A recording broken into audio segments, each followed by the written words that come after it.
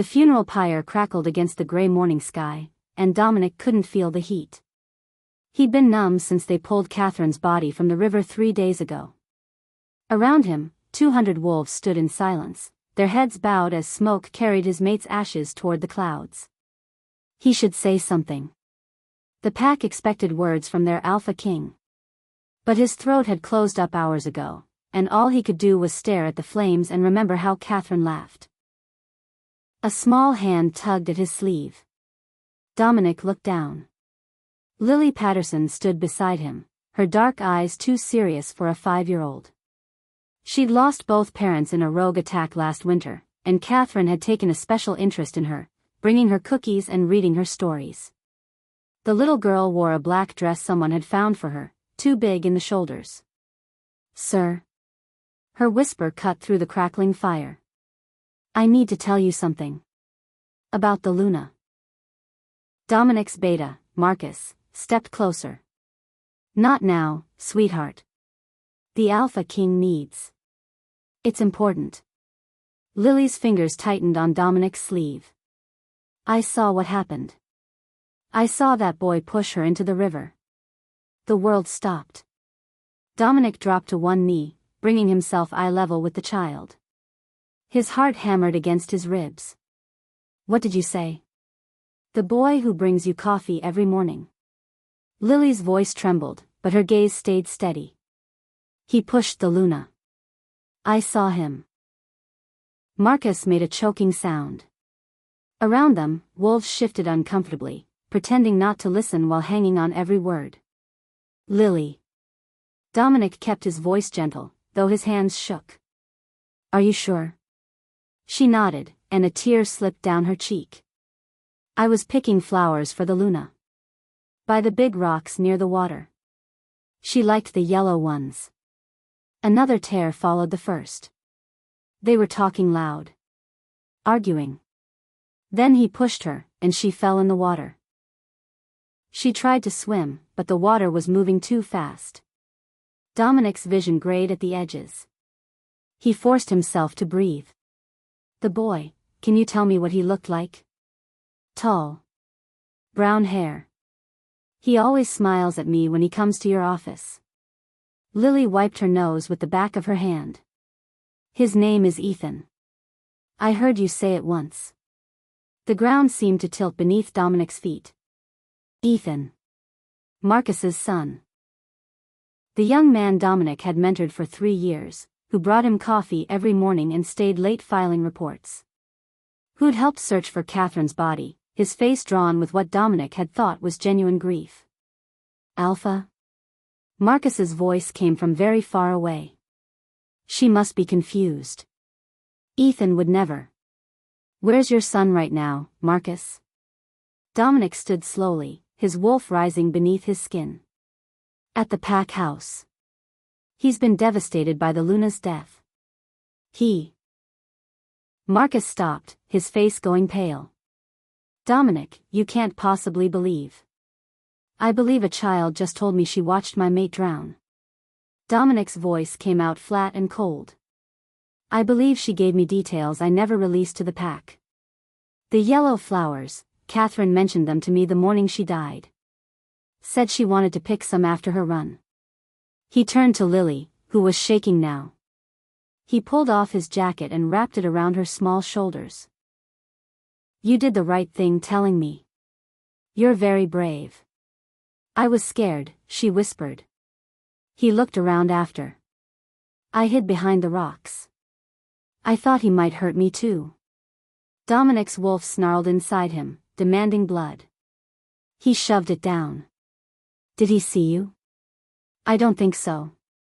I stayed real quiet until he left." Fresh tears spilled over. "I wanted to help the Luna, but I was too scared." "I'm sorry. I'm so sorry." "Hey." Dominic caught her chin gently. "You couldn't have saved her, sweetheart. The current there is too strong even for adult wolves. But you can help me now by telling me everything you remember." Around them, the funeral had dissolved into confused murmurs. Wolves pressed closer, trying to hear. Dominic caught his gamma's eye and jerked his head toward the crowd. James nodded and began herding people away, his voice carrying across the clearing, "Give the Alpha space. Everyone back to the pack house." Marcus hadn't moved. His face looked like carved stone. "My son is not a murderer. Then he'll have answers that satisfy me." Dominic kept his voice level, though his wolf clawed at his control. "But right now, a witness just told me she saw him commit murder. I'd very much like to hear his explanation. She's 5 years old. Children imagine things, misinterpret." She described his argument with Catherine. The location. The yellow flowers. The current. Dominic's voice hardened. "Those aren't imagination, Marcus. Those are facts." The beta's jaw worked. "You're going to destroy my son's life over a child's confused testimony? I'm going to investigate my mate's death. If Ethan's innocent, he has nothing to fear from the truth." But even as Dominic said it, ice settled in his gut. Because Lily's story made terrible sense. Catherine had been distant the last few weeks, distracted.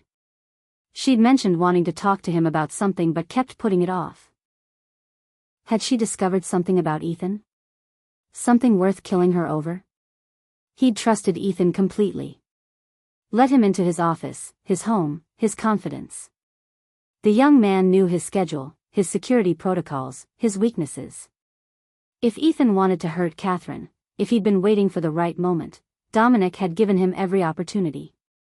His wolf howled with rage and grief. How could he have been so blind? "Take me to him," Dominic said. "Now." Marcus's expression crumpled. "Let me talk to him first. Please. He's my son. He's a suspect in the Luna Queen's murder. I won't risk him running." Dominic softened his tone slightly. "Marcus, you're my oldest friend. But if your son killed my mate, friendship won't save him. And if you're wrong? If you arrest him based on a child's word and destroy an innocent man?" Marcus's voice broke. "Ethan loved Catherine. He wept when we found her body. I know my son. I thought I did too." Dominic turned to his gamma. "James, I want Ethan brought to my office. Quietly. Don't let him know what this is about." James hesitated, glancing at Marcus. "Sir, are you sure? Now." The command rolled through the clearing with alpha force. James flinched and bowed his head. "Yes, Alpha." As James jogged toward the pack house, Dominic crouched beside Lily again. "I need you to be brave a little longer. Can you tell me exactly what they were arguing about? What words you heard?" Lily's face scrunched up in concentration. "The Luna said," she said, "I know what you did. And Ethan said, you can't prove anything. Then the Luna said she was going to tell you, and that's when he pushed her." Dominic's blood turned to ice. "She said that? I know what you did." "Yes, sir." Lily nodded firmly. She sounded mad. And scared. Marcus made a strangled sound. Dominic looked up to find his beta staring at him with dawning horror. "You think he was stealing," Marcus whispered. "The supply shipments that went missing last month. The treasury discrepancies Catherine was auditing. You think my son. I think Catherine discovered something that got her killed." Dominic stood, his body coiled with barely controlled violence. "And I think we're about to find out what." In the distance, the pack house doors opened. James emerged with Ethan at his side. Even from here, Dominic could see the young man's easy smile, the way he clapped James on the shoulder like they were old friends heading for a beer. Like he hadn't murdered Dominic's mate and let her drown in the river. Dominic's wolf surged forward, and this time, he let it show in his eyes. Let the gold bleed through his irises as he watched Ethan approach, still smiling, still playing the role of the loyal assistant. Still believing he'd gotten away with it. Beside him, Lily pressed against his leg, trembling. Dominic put a steadying hand on her shoulder. "It's okay," he murmured. I've got you now. But as Ethan drew closer, his smile faltering slightly at the sight of Dominic's expression, one thought burned through the Alpha King's mind. Whoever Ethan really was, whatever he'd done, Dominic had brought him into his home. Had trusted him. Had left Catherine vulnerable to a threat Dominic himself had cultivated. And now she was dead. Chapter 2. Dominic's office felt smaller than usual with 6 people crammed inside. Ethan stood near the window, confusion creasing his features in what looked like genuine concern. Marcus had positioned himself by the door, his face carefully blank. James leaned against the bookshelf, arms crossed. And tucked in the corner, nearly hidden behind Dominic's desk, Lily sat in an oversized leather chair with her feet dangling above the floor. Alpha, is everything all right? Ethan's voice held just the right amount of worry. James said you needed to see me urgently. Dominic studied the young man he'd mentored for 3 years. Brown hair, tall frame, easy smile, exactly as Lily had described.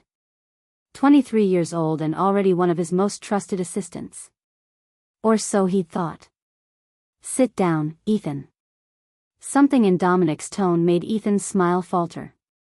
He sank into the chair across from the desk, his hands clasping together in his lap. Sir, if this is about the Henderson contract, I can explain the delay. Where were you 3 days ago at dawn? The question landed like a stone in still water. Ethan blinked. 3 days ago? That was when the Luna. His voice cracked convincingly. I was in my quarters until I heard the alarm. Why? You weren't out running? Walking the territory? No, sir. I was asleep. Ethan's brow furrowed. Alpha Dominic, what's this about?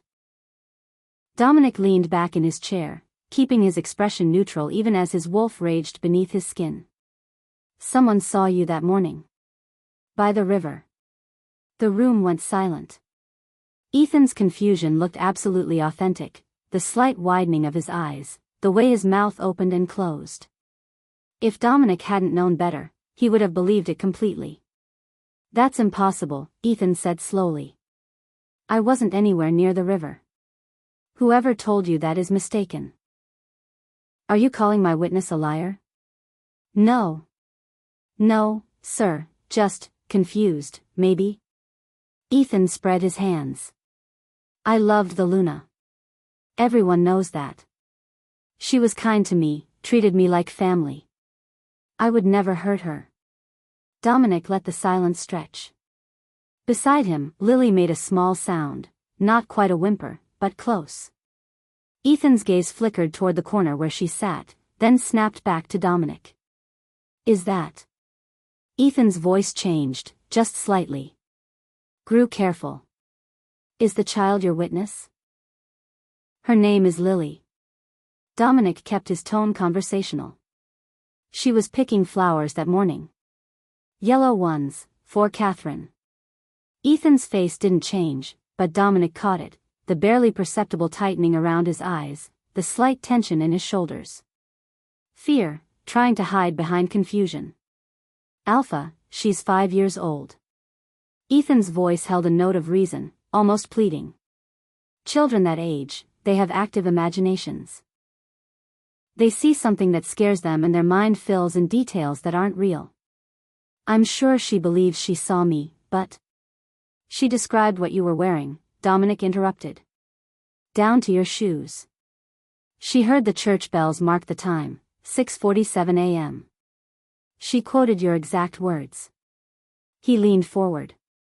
Tell me, Ethan. What would Catherine ruin that you'd worked so hard for? The color drained from Ethan's face. I don't.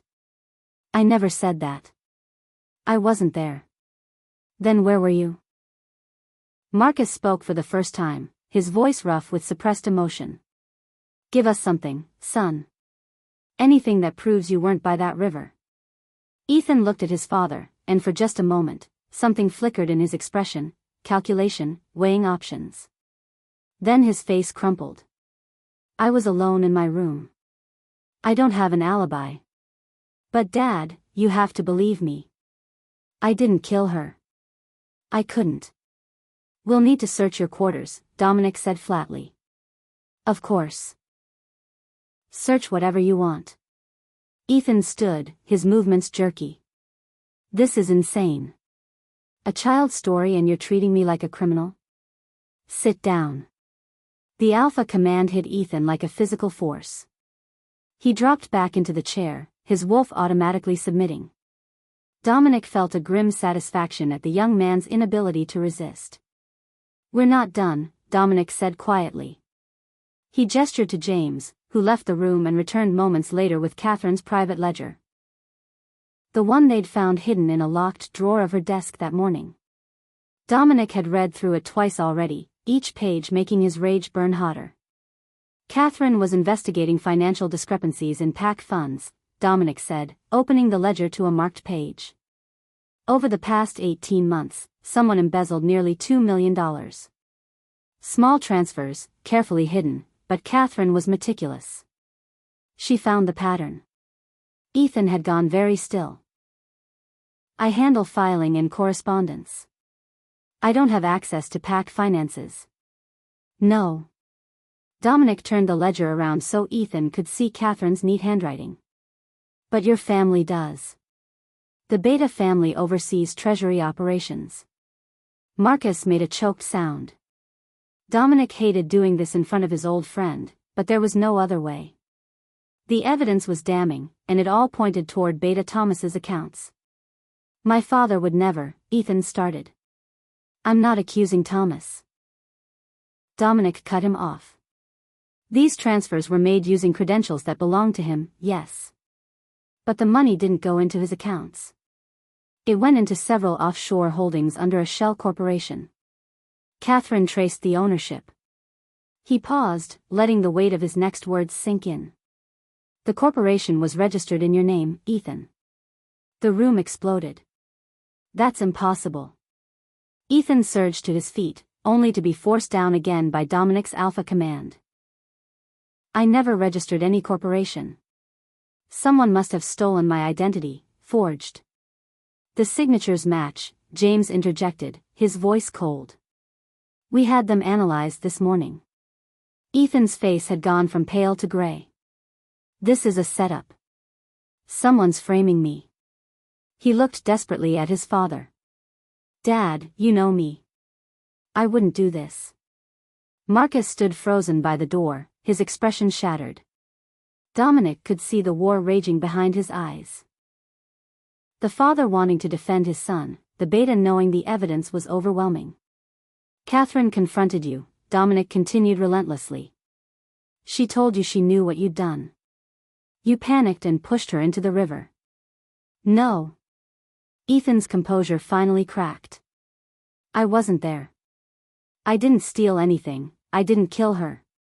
You can't prove any of this based on a child's word and some financial records that someone obviously manipulated. He wore a blue jacket, Lily's small voice cut through the chaos. With a gray stripe on the sleeves. And white running shoes with red laces. The left shoe had mud on it already. Everyone turned to stare at her. She sat up straighter in the chair, her dark eyes fixed on Ethan. And a watch, she continued, her voice steady despite her obvious fear. Silver, with a black face. The band was loose. It kept sliding down when he moved his arm. Ethan's throat worked. Lots of people have watches like that. There was a scratch on the back of your left hand, Lily interrupted. Shaped like a V. And you were breathing hard. Like you'd been running.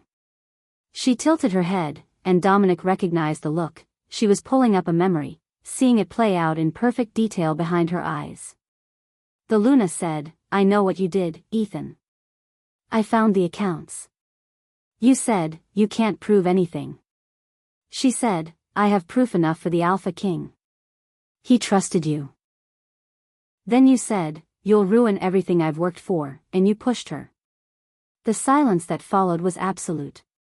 Her head hit a rock when she fell, Lily whispered.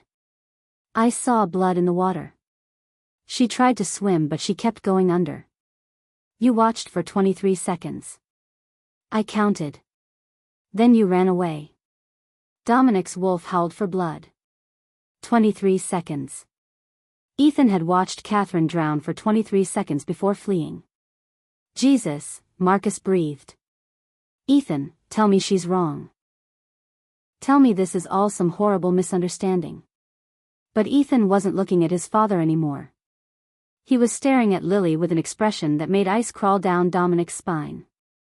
Not confusion or denial, calculation. Assessment.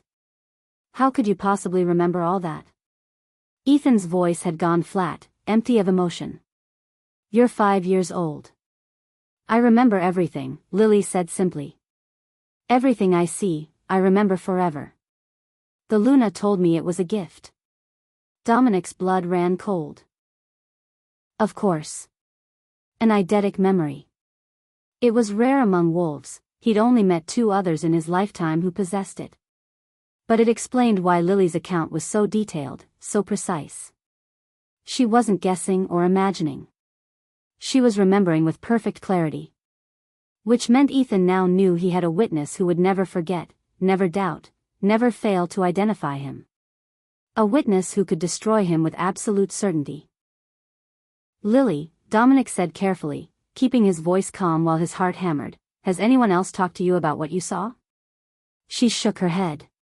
Just you. I wanted to tell someone right away, but I was scared. I kept thinking about it, playing it over and over. Then at the funeral, I knew I had to tell you.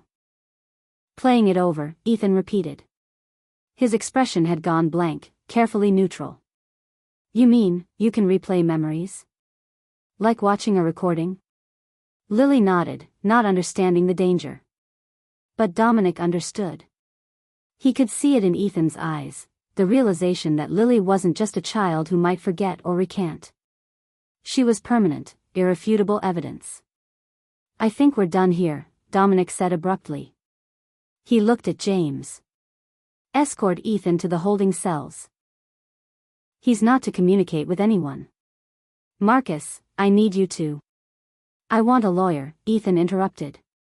I have that right. You'll get one. Dominic's voice was ice. After we finish processing the evidence. As James moved to take Ethan's arm, the young man stood slowly. His gaze slid once more to Lily, and Dominic's wolf snarled at the look in his eyes. It wasn't hatred or fear. It was assessment. Planning. Come on, James said firmly, guiding Ethan toward the door. The moment they left, Marcus sagged against the wall. My father, he whispered. This will kill him. Thomas practically raised Ethan after his mother died. He'll never believe. We'll handle Thomas together, Dominic said, though his attention stayed fixed on Lily. Right now, I need you to dig deeper into those accounts. Find out where the money went, what Ethan was planning to use it for. Marcus nodded numbly and left. Alone with Lily, Dominic crossed to crouch beside her chair. You did incredibly well. I know that was scary. He's bad, Lily said matter-of-factly. I could tell. His eyes looked wrong when I was talking. Dominic's chest tightened. Lily, I need to ask you something important. Has anyone been bothering you lately? Following you, maybe? She bit her lip, and fresh fear crept into her expression. The orphanage matron says I'm imagining things. Tell me anyway. Sometimes at night, I see someone outside my window. The words tumbled out in a rush. Just standing there, watching. I told matron Sarah, but she said it was probably just shadows from the trees. But trees don't move like people, and I know what I saw. Every protective instinct Dominic possessed roared to life. When did this start? The night after the Luna died. I thought maybe it was her ghost at first, come to say goodbye. Lily's voice dropped to a whisper. But last night, the moon was bright enough that I could see his face. It was Ethan. Dominic's blood turned to ice. You're certain? I remember faces, Lily said quietly. I never forget them.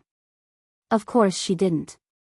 Ethan would know that now too, know that she'd seen him at her window, would remember him there with the same perfect clarity she remembered him killing Catherine.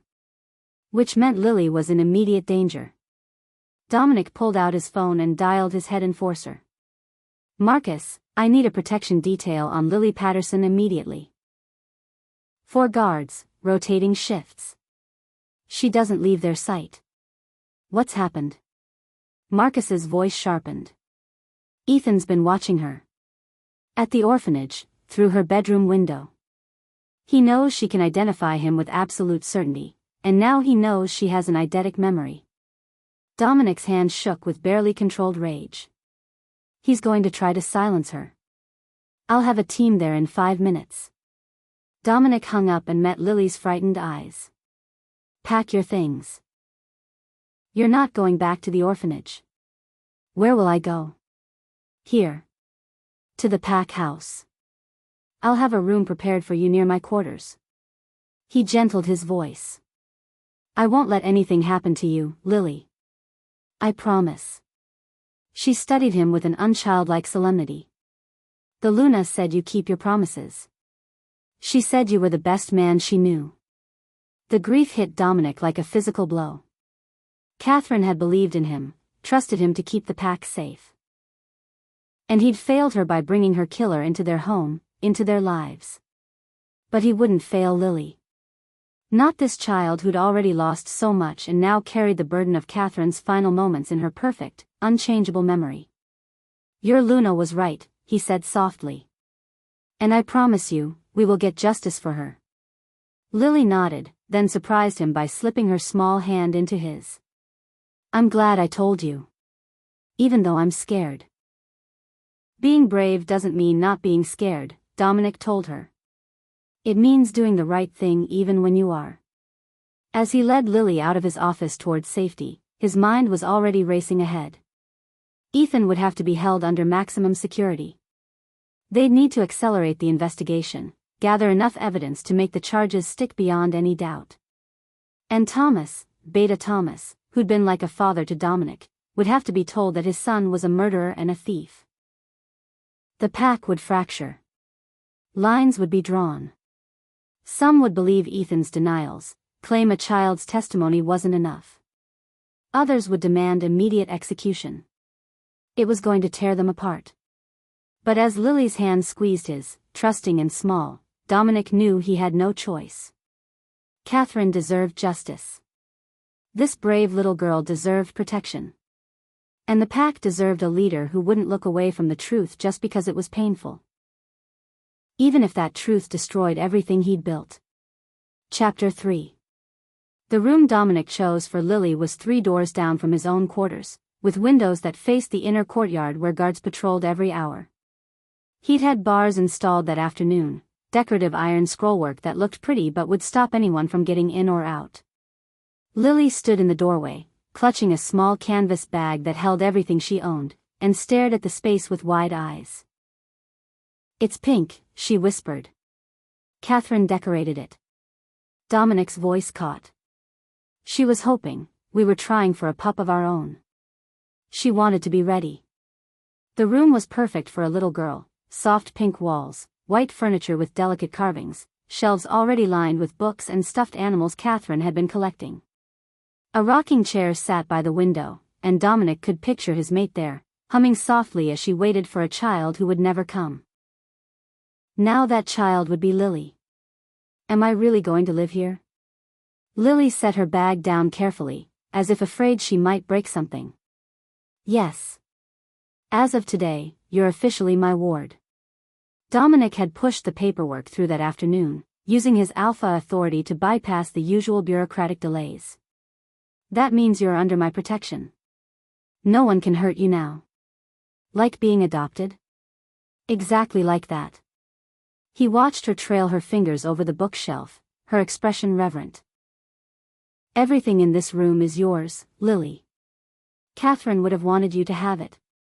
She pulled out a book, a collection of fairy tales with a worn cover. The Luna used to read to me from this one. She said every little girl deserves stories about brave princesses. Dominic's throat tightened. Of course Catherine had read to her. His mate had possessed a fierce protective instinct for the vulnerable, especially children. It was one of the 1,000 things he'd loved about her. One of the 1,000 reasons someone had wanted her dead. "Get settled in," he said gently. "Maria will bring you dinner in an hour. 2 guards will be posted outside your door at all times, and 2 more will patrol below your window. If you need anything, you call for them." "Understood." Lily nodded solemnly. "You're going to talk to the beta now?" "About Ethan." Sometimes her perception was unnerving. "Yes. He's going to be sad." She clutched the book to her chest. It's hard when the people you love do bad things. You want to believe they wouldn't, but sometimes they do anyway. She spoke from experience, a 3-year-old orphaned by rogues who'd once been pack wolves, who'd turned their backs on everything they'd sworn to protect. Lily understood betrayal in ways no 5-year-old should. "It is hard," Dominic agreed quietly. "But we still have to face the truth, even when it hurts." The Luna said that too. She said truth was like medicine. Bitter, but necessary. Lily opened the book, her fingers finding a familiar page without looking. "Will you execute him? Ethan?" The directness of the question caught Dominic off guard. But he'd learned not to lie to this child. "That depends on what we discover. Pack law allows for execution in cases of murder, but there are other factors to consider." "Like his father." "Like his father," Dominic confirmed. "Thomas has served this pack faithfully for 30 years. He doesn't deserve to lose his son this way. But the Luna deserves justice." Lily looked up at him, her dark eyes ancient. "Sometimes the right thing and the kind thing aren't the same." Dominic's chest ached. "You're very wise for 5 years old." "I remember everything, so I've learned a lot." She said it matter-of-factly, without pride or sadness. "Just stating a truth. Go talk to the beta. I'll be okay here." Dominic left her there, surrounded by Catherine's hopes and dreams, and made his way through the pack house to Thomas's private quarters. The beta lived in a comfortable suite on the 3rd floor. He'd refused to move into the beta house after his mate died, preferring to stay close to pack operations. Close to Ethan, Dominic realized now. Always keeping an eye on his troubled son. Thomas opened the door before Dominic could knock. The older man had aged a decade in the past few hours. New lines carved deep around his eyes, his shoulders slumped with exhaustion. He'd been Dominic's father figure since Dominic's own father died in a challenge fight 15 years ago. Had taught him how to lead, how to make hard decisions, how to carry the weight of pack responsibility. Now Dominic had to tell him his son was a murderer. "Come in," Thomas said heavily. "I've been expecting you." The suite was neat and sparse. Thomas had never been one for decoration. Photos lined the mantel above the fireplace. Thomas and his late mate, Ethan as a child, grinning gap-toothed at the camera, Dominic's father in his prime. And one of Catherine, laughing at some pack celebration, her hair caught by the wind. Dominic forced himself to look away from it. "We need to talk about the financial irregularities." "I know." Thomas poured 2 glasses of whiskey with steady hands and passed one to Dominic. "I found them 3 weeks ago. I've been trying to replace the money before anyone noticed." The admission hit Dominic like a gut punch. "You knew?" "Not about the murder." Thomas's voice cracked. "God, Dominic, never that. I thought it was just the gambling debts. I was trying to protect him from the consequences of his stupidity." "Tell me everything." Thomas sank into his chair, suddenly looking every one of his 58 years. "It started about 2 years ago. Ethan got involved with some wolves who run illegal fighting rings in neutral territory. High stakes, big money. He thought he could make some quick cash to pay off his student loans. He took a long pull of whiskey. Instead, he lost. And kept losing. The debts piled up. $2 million. Not all to the fighting rings. Some of it went to loan sharks when he couldn't pay the original debts. They charge 30% interest. Thomas's hands shook. I didn't know any of this until 3 weeks ago. I was reviewing the quarterly accounts and found the discrepancies. Small transfers, cleverly hidden, but I've been doing this job for 30 years. I know every pattern, every normal fluctuation. Why didn't you come to me? Because he's my son. The words burst out of Thomas like they'd been trapped too long. He's all I have left of Sarah. When she died, I promised her I'd keep him safe, keep him from making the mistakes I made when I was young. His voice broke. I failed her. I failed you. I failed Catherine. Dominic's anger warred with sympathy. Thomas had been trying to protect his son, cover up his crimes, but he'd done it by stealing from the pack, by betraying the trust Dominic had placed in him. Catherine discovered the truth, Dominic said flatly. That's why Ethan killed her. I didn't know she was investigating. I swear, Dominic, I had no idea she'd connected it to Ethan. Thomas set down his glass with a sharp click. If I'd known, would have warned her, protected her. Catherine was like a daughter to me. I would never have. But you did. Dominic kept his voice level through sheer force of will. By covering for Ethan, by hiding his theft, you made it possible for him to kill her. If you'd come to me 3 weeks ago, she'd still be alive. The words landed like physical blows. Thomas flinched, his face crumpling. I know. I know, and I'll carry that guilt to my grave. But please, Dominic, you have to believe I didn't know about the murder.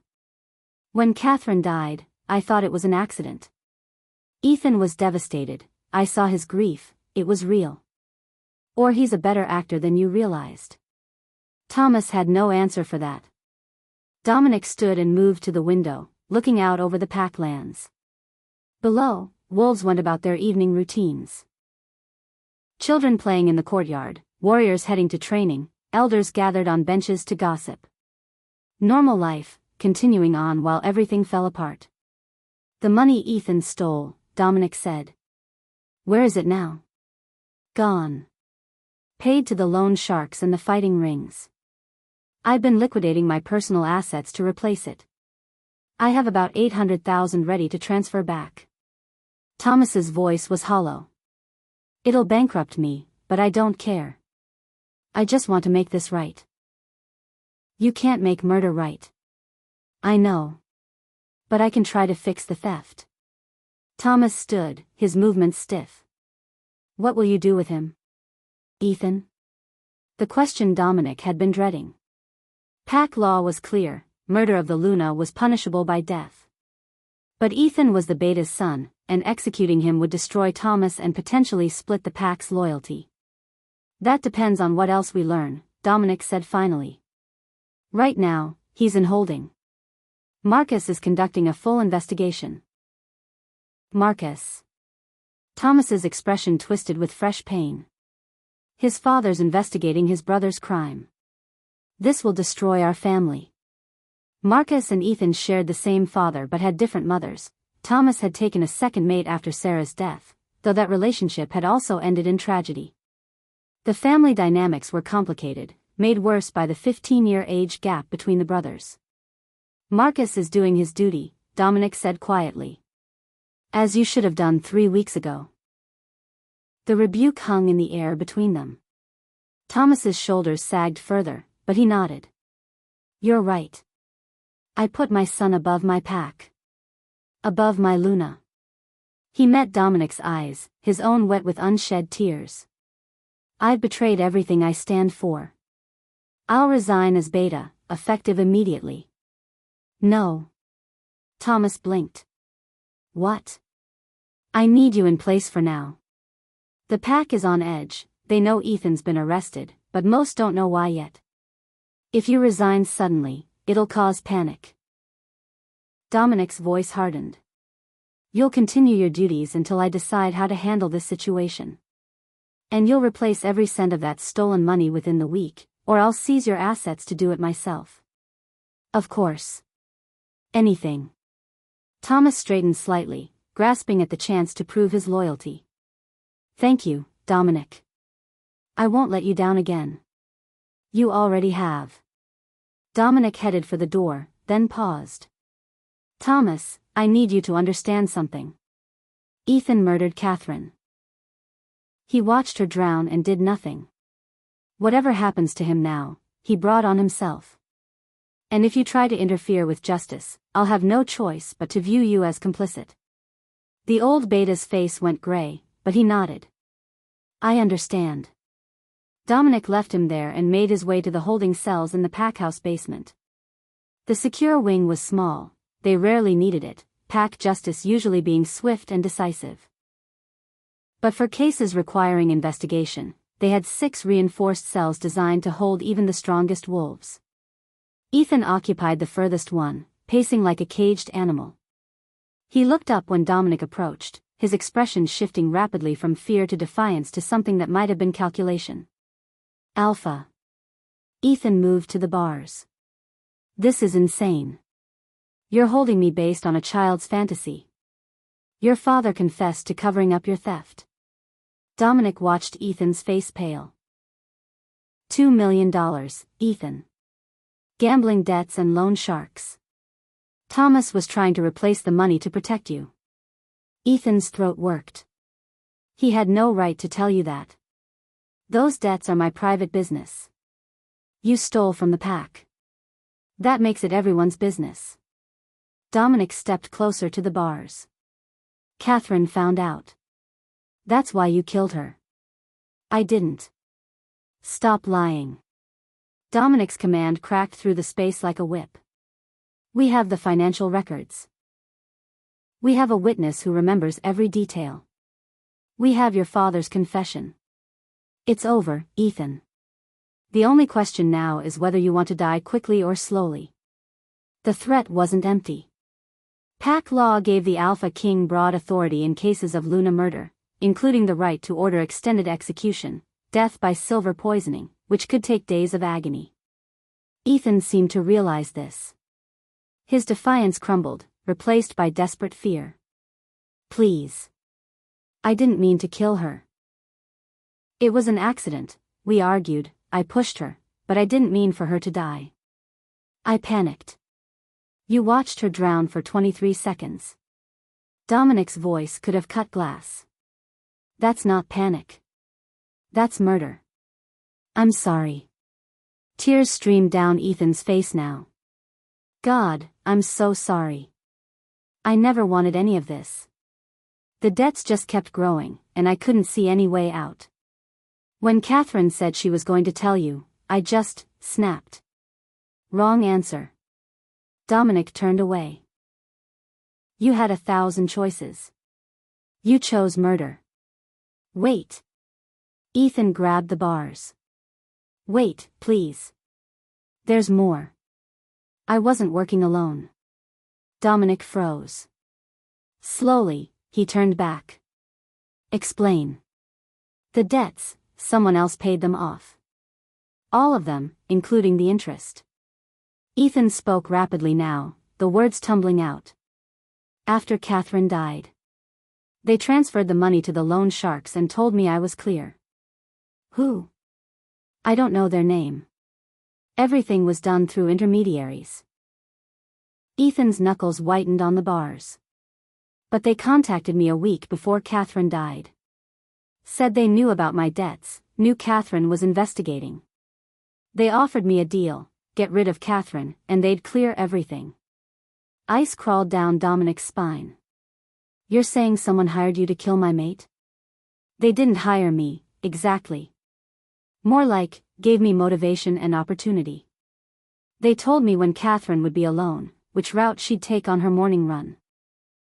Ethan's voice dropped to a whisper. They knew everything, Dominic. Her schedule, her investigation, my debts. They set it all up perfectly. Who? Dominic's wolf surged forward, his eyes flashing gold. Give me a name, Ethan, or I swear I'll. I can't. They said if I ever revealed their identity, they'd kill my father. They have someone close to him, watching him constantly.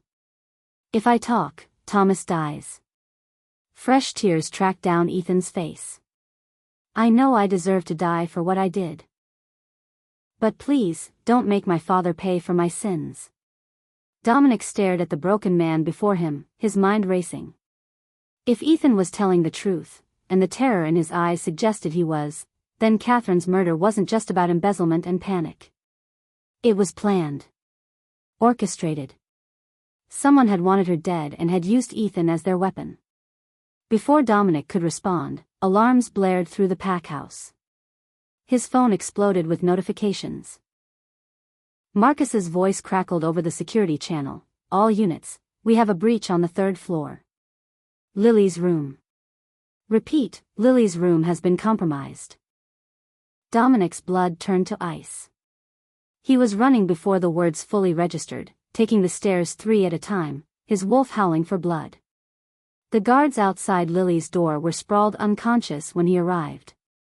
Inside, Lily sat on her bed, perfectly calm, holding an untouched mug of steaming hot chocolate. Marcus burst in behind him, weapon drawn. What happened? The guards said they heard a crash. Someone brought me cocoa, Lily said matter-of-factly. She pointed to the window, which stood open despite the iron bars. They came in through there. Said it was a treat from the Alpha. But it smells wrong. Dominic crossed to the mug and sniffed. Beneath the chocolate, a familiar bitter scent, wolfsbane. Enough to kill a child Lily's size in minutes.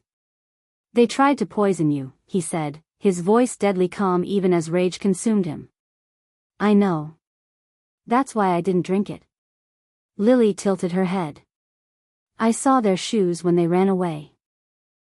White running shoes with red laces. The left one still had mud on it. The same shoes Ethan had been wearing when he killed Catherine. Marcus was already barking orders into his radio. Lock down the pack house. Find Ethan. He's gone, a guard's voice crackled back. The cell's empty. Bars were cut through from the outside. How? Dominic snarled. Those bars are reinforced steel. Someone used a diamond saw, sir. Had to be someone with access to the security schedule, knew when the camera rotations would give them a window. The guard's voice shook. And sir? We found Marcus's access card on the floor. Someone cloned it. Dominic and Marcus locked eyes. Someone inside the pack house, someone with deep knowledge of security protocols, had helped Ethan escape. The same someone who'd orchestrated Catherine's murder. Find him, Dominic ordered. Shut down every border, check every safe house. I want Ethan found within the hour. It took 40 minutes. Marcus himself made the collar, tackling Ethan at the northwestern border where he'd been attempting to cross into neutral territory. A bag at his feet held $50,000 in cash and a fake passport. They dragged him back to Dominic's office. Ethan's face was bloodied, his shirt torn, but his eyes held a terrible resignation. He knew there would be no mercy now. You tried to kill a child, Dominic said softly. Dangerously. I had to. Ethan sagged in the chair, his hands cuffed behind his back. They said they'd let me go if I eliminated the witness. Gave me the wolfsbane, told me exactly how to get past the guards. They? Ethan shook his head. I can't. They'll kill Thomas. Thomas is under guard right now. Dominic leaned across the desk. Your father is safe. But Lily almost died because of you. You've run out of chances, Ethan. Give me the name. I don't have a name. Ethan's voice broke. Everything was done through encrypted messages and dead drops. I never met them face to face, never heard their voice. All I know is there's someone powerful, someone who wanted Catherine dead badly enough to plan this for months. Marcus spoke from his position by the door. Why did they want her dead? I don't know. They never said. Ethan looked up at Dominic with hollow eyes. But it wasn't about the money or the investigation. Catherine discovered something else, something bigger. They killed her to keep it secret, and they used me to do it. What did she discover? Dominic demanded. I don't know, Ethan whispered. I swear, I don't know. They just said she'd learned something that would destroy the pack if it came out. Something worth killing for. The implications crashed over Dominic like a wave. Catherine had been investigating financial irregularities, yes, but what if that had led her to something darker? Some secret buried so deep that someone was willing to commit murder to protect it? And whoever it was had enough power and access to manipulate Ethan, breach Packhouse security, and move money without detection. Someone close to the Alpha King's inner circle. Someone Dominic trusted. Lock him up, Dominic ordered Marcus. Maximum security, no visitors. And put a guard on Thomas. If Ethan's telling the truth about the threat, his father's in danger. As Marcus hauled Ethan away, Dominic pulled out his phone and dialed James. I need a full security review. Every pack member with high-level access, every transaction over $10,000 in the past year, every communication Catherine had in the weeks before her death. Someone in this packhouse is a traitor. On it, James confirmed. What about Ethan? What's the verdict? Dominic looked out his window toward the cells where Ethan would spend his final days. Pack law demanded death for murdering the Luna. But Ethan was also a pawn, manipulated by someone far more dangerous. Execution, Dominic said quietly. But not yet. First, he's going to help us find who's really responsible for Catherine's murder. Whether he wants to or not. He ended the call and made his way back to Lily's room. The little girl sat where he'd left her, still holding the poisoned cocoa, staring at it with an expression too old for her face. They're going to keep trying, aren't they? She asked when Dominic entered. Whoever wants me dead. They won't stop just because Ethan was caught. No, Dominic admitted, because lying to her would be an insult. They won't stop. Which is why you're not leaving my sight from now on. Where I go, you go. Understand? Lily nodded. Then, softly, the Luna would have done the same thing. Protected me like this. She would have. Dominic knelt beside her chair. And she'd want me to keep you safe, no matter what it costs. Even if it means going to war with your own pack. Lily's dark eyes met his. Because that's what this is, isn't it? Someone in your pack wanted the Luna dead. Someone you trust. Once again, her perception stole his breath. Yes. Then we'll find them, Lily said with quiet determination. Because I remember everything, and eventually, they'll make a mistake. Everyone does. And when they do, I'll remember that too. Dominic had no doubt she would. This child with her perfect memory would be their greatest weapon against whoever had murdered Catherine. He just had to keep her alive long enough to use it. Chapter 4. The Silvermoon delegation arrived precisely at noon, their convoy of black SUVs gleaming in the autumn sunlight. Dominic watched from the packhouse steps as Alpha Darius emerged from the lead vehicle, a bull of a man with silver threading through his dark hair and eyes that missed nothing. They'd maintained an uneasy peace for 15 years, their territories separated by a river that had seen more than its share of border disputes. Behind Darius came his Beta, his Gamma, and finally, his daughter. Victoria Silvermoon moved like liquid shadow, all grace and barely contained power. Midnight hair cascaded down her back, and her emerald dress clung to curves designed to distract. She surveyed the packhouse with calculating interest before her gaze landed on Dominic. Her smile was perfectly practiced, sympathetic, respectful, with just a hint of interest beneath. Alpha Dominic. Darius clasped his forearm in the traditional greeting. We're honored you're still willing to proceed with the treaty renewal, given your recent tragedy. Please accept our deepest condolences on the loss of your Luna. Thank you. Dominic kept his expression neutral, though his wolf stirred uneasily. Something felt wrong about this visit, though he couldn't name what. Your timing is appreciated. The treaty expires in 2 weeks. We need to ensure our borders remain secure. Of course. Darius gestured to Victoria. You remember my daughter? She's been studying pack law and diplomacy. I brought her to observe the negotiations. Victoria stepped forward, extending her hand. Her perfume hit Dominic first, expensive, cloying, with notes of jasmine and something darker. Alpha Dominic. I was so sorry to hear about Luna Catherine. I met her once at the regional summit. She was extraordinary. The words were right, but something in Victoria's tone made them feel hollow. Dominic shook her hand briefly. She was. Thank you. I can't imagine your pain. Victoria's grip lingered a moment too long. Losing a mate so young, so unexpectedly. You must feel terribly alone. Before Dominic could respond, a small hand slipped into his. He looked down to find Lily at his side, her expression stormy as she stared at Victoria. The little girl had been shadowing him for 3 weeks now, sleeping in the room adjoining his, eating her meals at his table, attending meetings from a corner chair where she read or drew while adults talked. She'd become his constant companion, and somewhere along the way, she'd started feeling like the daughter Catherine had wanted to give him. I'm not alone, Dominic said quietly, squeezing Lily's hand. Lily keeps me company. Victoria's gaze dropped to the child, and for just a fraction of a second, something cold flickered in her eyes. Then her smile widened. How sweet. Are you the Alpha's ward? What a lucky little girl. Lily said nothing, just pressed closer to Dominic's side.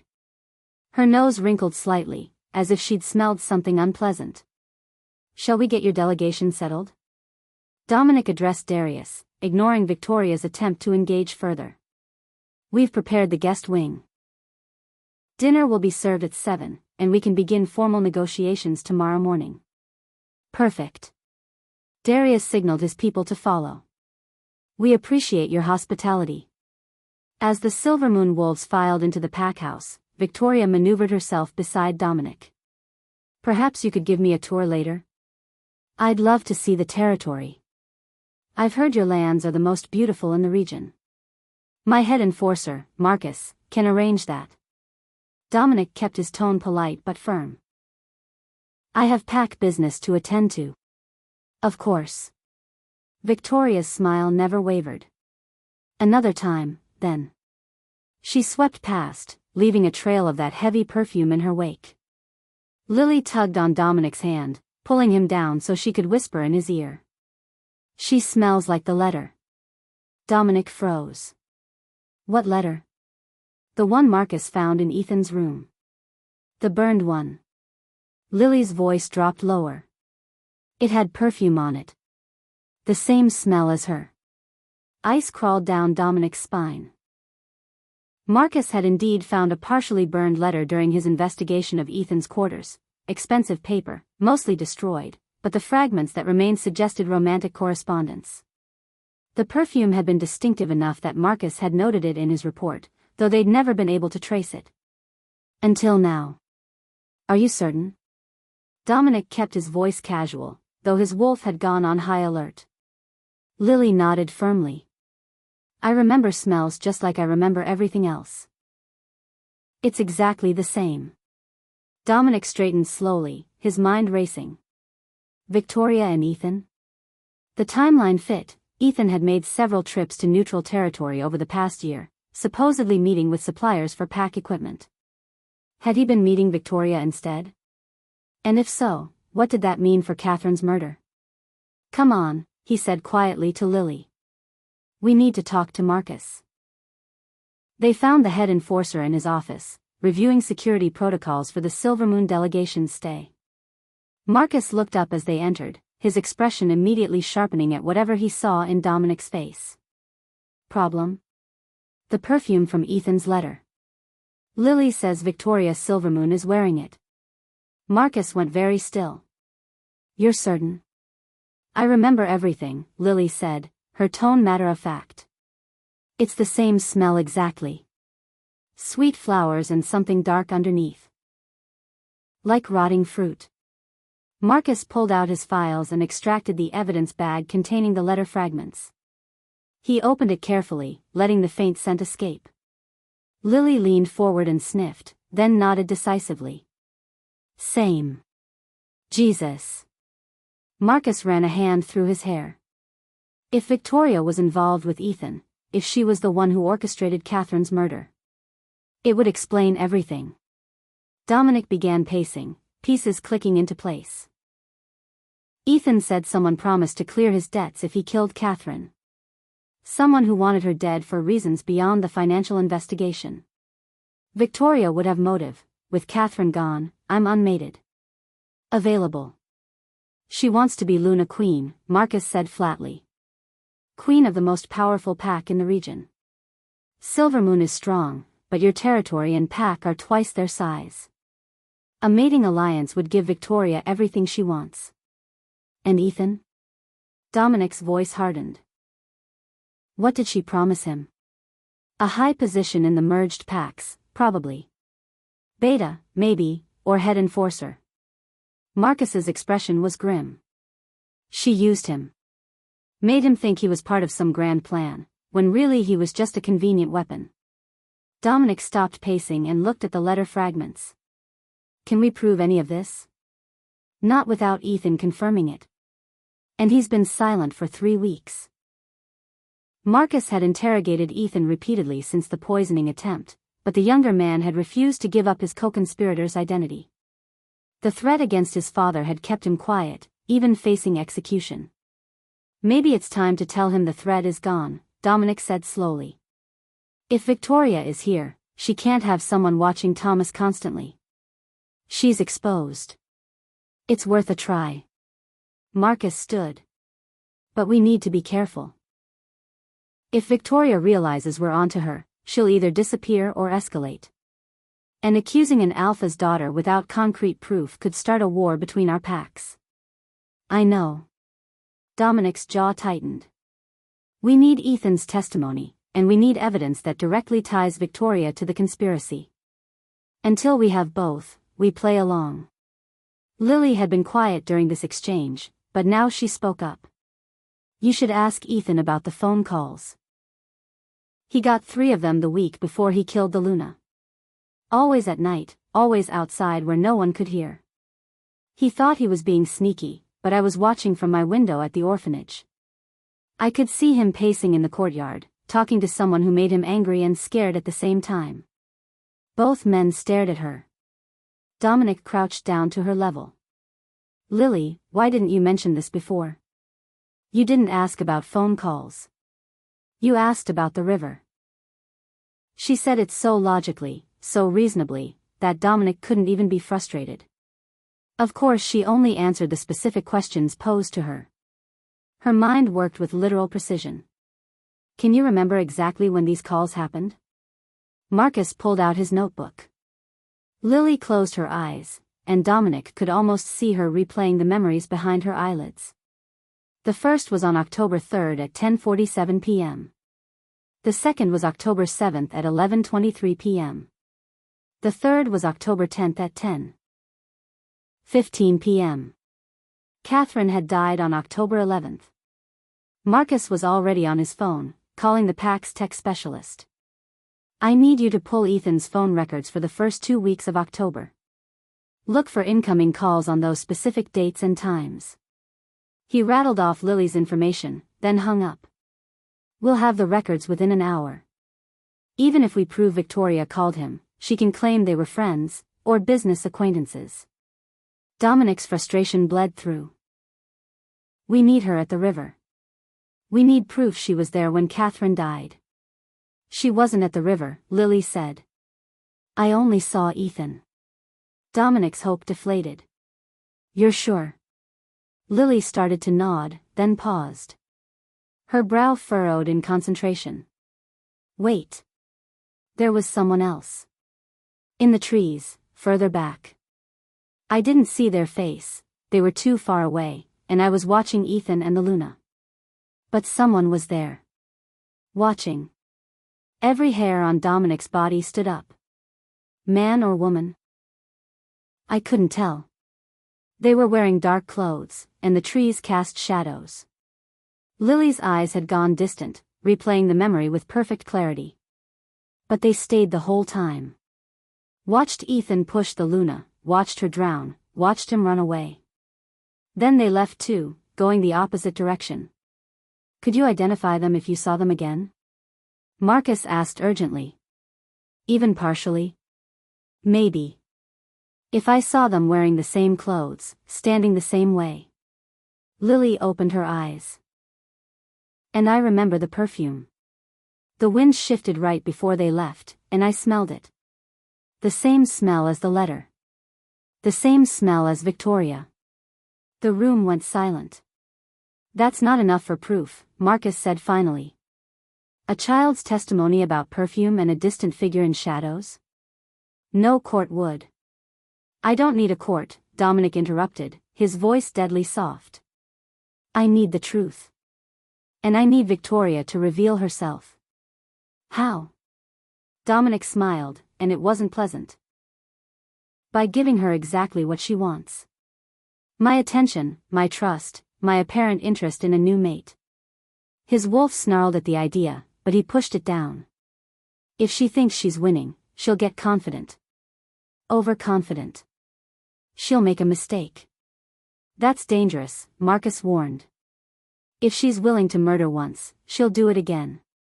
You'd be making yourself a target. Good. Better me than Lily. Dominic glanced at the little girl, who watched him with those two old eyes. But I need you to keep her safe while I'm playing this game.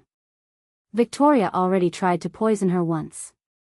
She'll try again if she thinks Lily's a threat. I can protect myself, Lily said quietly. I'm careful. I know you are, sweetheart. But I need you to be extra careful now. Dominic touched her cheek gently. Victoria is dangerous, and she's smart.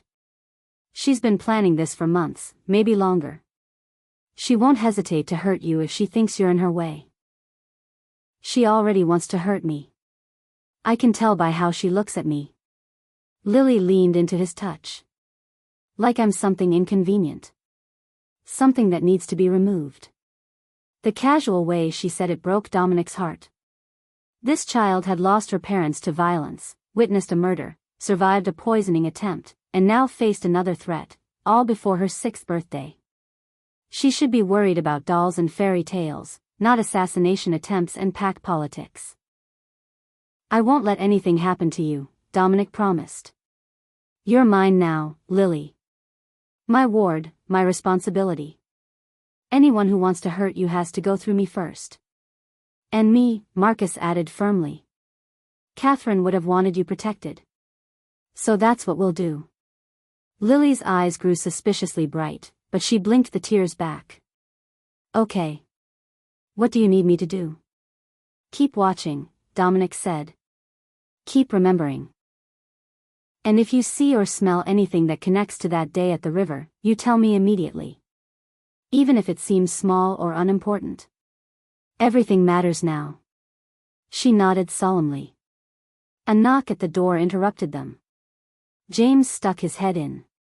Alpha? The Silvermoon delegation is settled. Alpha Darius is asking for you, wants to discuss preliminary treaty terms before dinner. Tell him I'll be there in 5 minutes.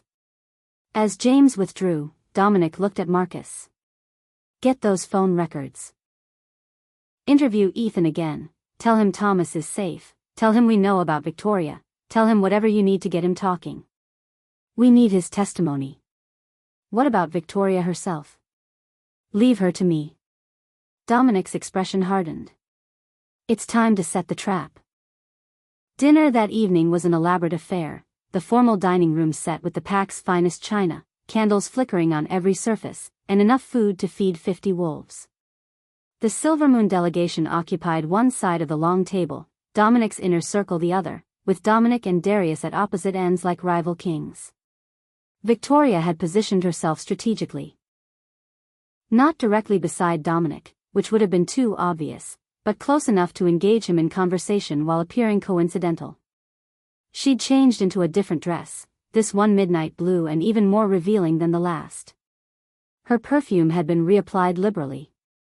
Lily sat on Dominic's right, picking at her food and watching Victoria with undisguised suspicion. The little girl had been silent since they entered the dining room, her nose wrinkling periodically as Victoria's perfume wafted across the table. "Alpha Dominic," Victoria said during a lull in conversation, her voice pitched to Carrie, "I must say, your territory is even more impressive than I remembered. Father's told me so much about your leadership. How you've doubled the pack size in just 10 years, how your warriors are the best trained in the region. Your father is generous with his praise." Dominic kept his tone neutral. "Silvermoon's reputation is equally formidable. Oh, we do our best.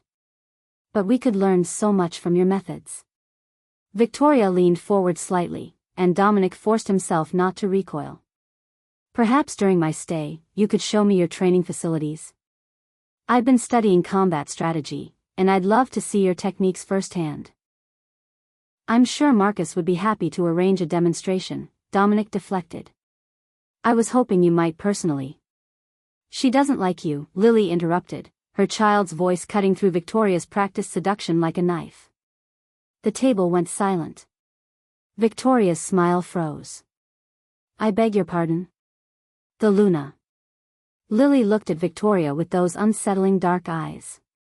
"She wouldn't like you talking to her mate like that. It's disrespectful to her memory." Several of Dominic's wolves made choking sounds, trying to hide either laughter or horror. Darius looked torn between amusement and diplomatic panic. And Victoria's expression went cold before she caught herself and forced the smile back into place. "The Luna and I never met properly, little one. I'm sure if we had, we would have been friends." Victoria's voice dripped honey, but Lily wasn't fooled. "No, you wouldn't. The Luna was kind and smart and brave. She helped people who needed help." Lily's tone stayed matter-of-fact, which somehow made the insult worse. "You only help yourself." "Lily," Dominic said quietly, though pride surged through him. "That's enough." "But it's true," Lily protested. "I can tell. She's pretending to be nice, but she's not really nice. She's..." "Lily." Dominic put a gentle hand on her shoulder. "We don't insult our guests at dinner, even if we think we're right. Apologize to Alpha Darius and Miss Victoria." Lily's jaw set stubbornly, but after a moment, she ducked her head. "Sorry," she muttered, though she didn't sound sorry at all. Darius cleared his throat. "Children speak their minds. No offense taken." But his gaze had sharpened, moving between his daughter and Dominic with new calculation. Victoria recovered her composure with impressive speed. "None taken at all. She's very devoted to her Luna's memory. It's sweet, really." The words were kind, but her eyes had gone flat and cold when she looked at Lily.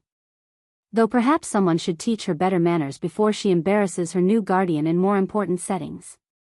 The threat was subtle but unmistakable. Dominic's wolf surged forward, and it took every ounce of his control not to snap at her. Instead, he smiled, a dangerous expression that made several wolves at the table shift nervously. "Lily's manners are perfect for a child who survived as much as she has. And she's quite right to be protective of Catherine's memory. We all are." He let his gaze pin Victoria in place. "Anyone who disrespects my late mate's memory will find themselves unwelcome in this pack, regardless of their rank or parentage." The message was clear. Victoria's smile tightened, but she inclined her head gracefully. "Of course, Alpha. I meant no disrespect. Your devotion to your mate is admirable." The rest of dinner proceeded with strained civility.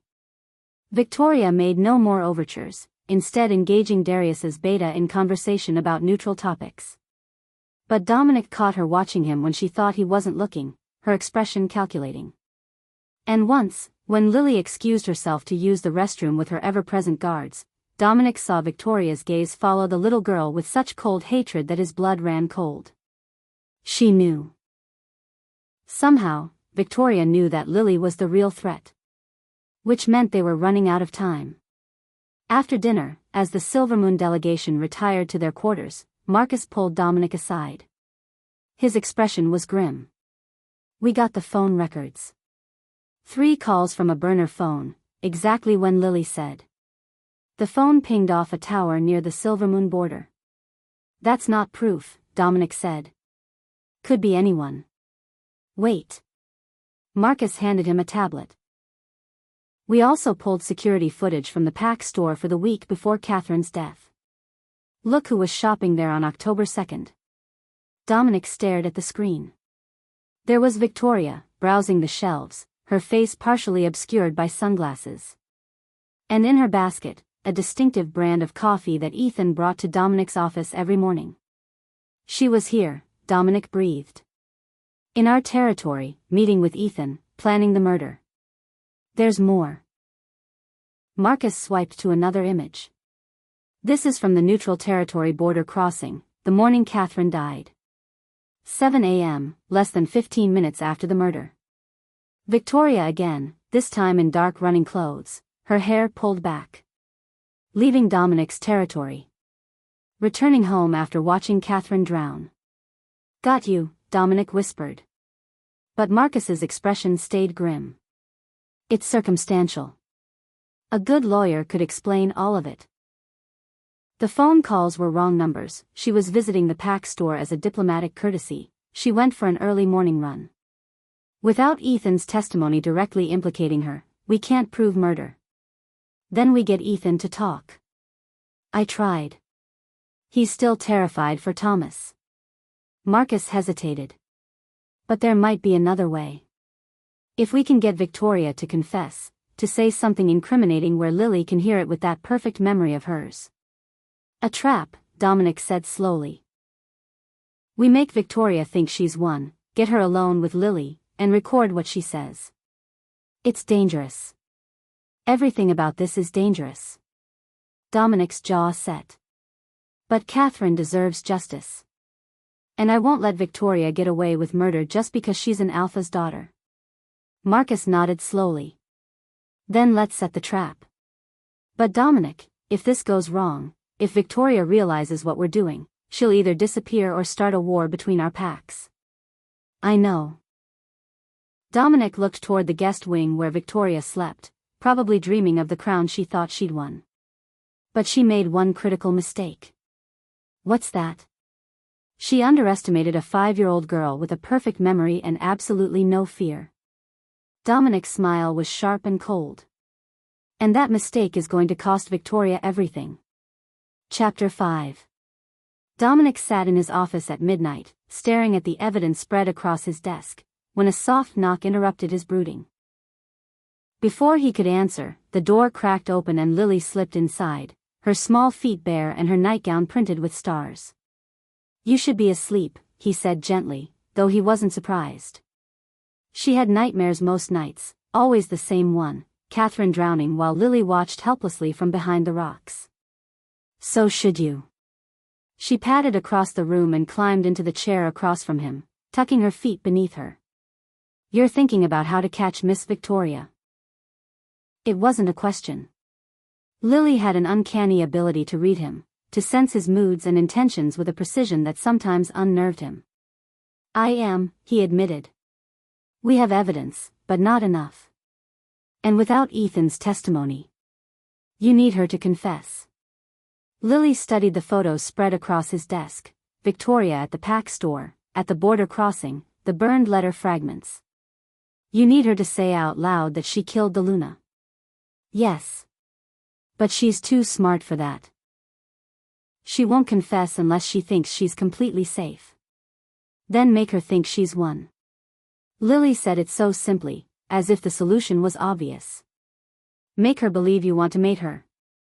That her plan worked. People get careless when they think they've already won. Dominic stared at the little girl. That's, actually brilliant. But it would mean courting her publicly, making the Pack think I'm moving on from Catherine. The Pack will understand once they know the truth.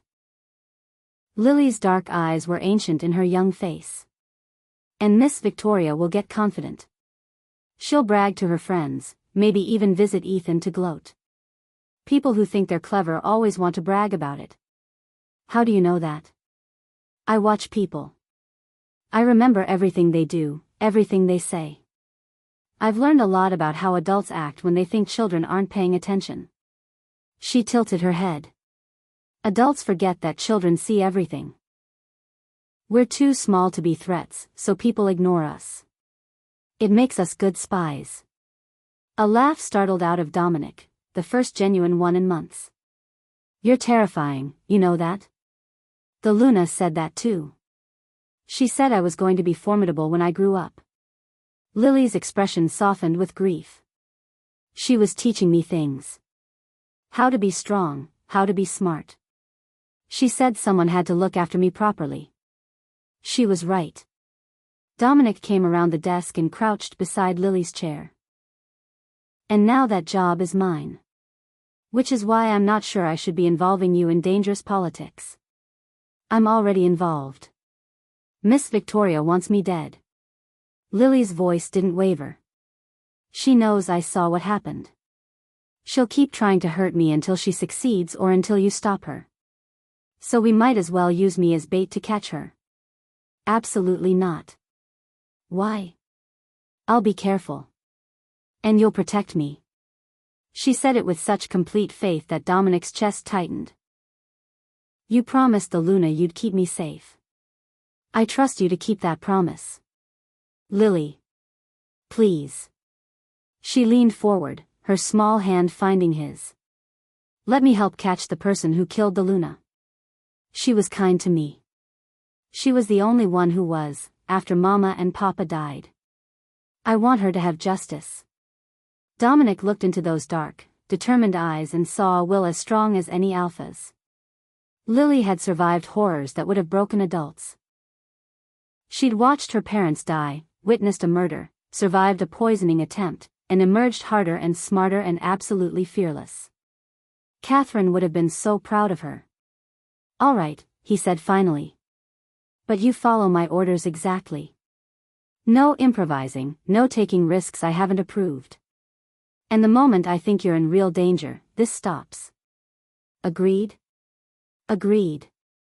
Lily's whole face brightened. So when do we start? Tomorrow. At breakfast. Dominic stood and held out his hand. But right now, you're going back to bed. Strategic masterminds need their sleep. She took his hand and let him lead her back to her room. As he tucked her in, she looked up at him with an expression that was far too solemn for a 5-year-old. Dom. He'd noticed she'd started calling him that over the past week. Not Alpha, not Sir, just Dom. It made something warm unfurl in his chest every time. Yes? When we catch Miss Victoria and everything is safe again, will you still want me? Or will you send me back to the orphanage? The question punched the air from his lungs. Lily, no. You're not going anywhere. You're mine now. My ward, my responsibility, he stopped, surprised by the fierce possessiveness that surged through him. Your family. That doesn't change when the danger passes. Promise? I promise. He smoothed her hair back from her forehead. You're stuck with me, sweetheart. Even when you're a rebellious teenager who thinks I'm the most annoying guardian in the world. She giggled, a rare, precious sound. The Luna said you'd be a good father someday. She was right. Dominic's throat closed. He kissed her forehead and left before she could see the tears in his eyes. The courting began at breakfast. Dominic made sure to arrive at the dining hall with Lily, but instead of sitting at his usual place, he approached the Silvermoon delegation's table. Victoria looked up in surprise that quickly transformed into calculated pleasure. Alpha Dominic. What a pleasant surprise. I was hoping you and your father might join me at the head table today. Dominic kept his tone friendly, professional. It would be good to discuss the treaty in a more casual setting. We'd be honored. Darius stood, his expression unreadable. He was too smart to miss the significance of this invitation, but he played along. They settled at the main table, with Victoria positioning herself directly beside Dominic. Her perfume was overwhelming this morning, and he saw Lily's nose wrinkle in distaste before the little girl carefully schooled her expression. I've been thinking about your offer to tour the territory, Dominic said, serving himself eggs while his wolf howled in protest at what he was about to do. Perhaps this afternoon? The northern woods are particularly beautiful this time of year. Victoria's smile could have lit the room. I would love that.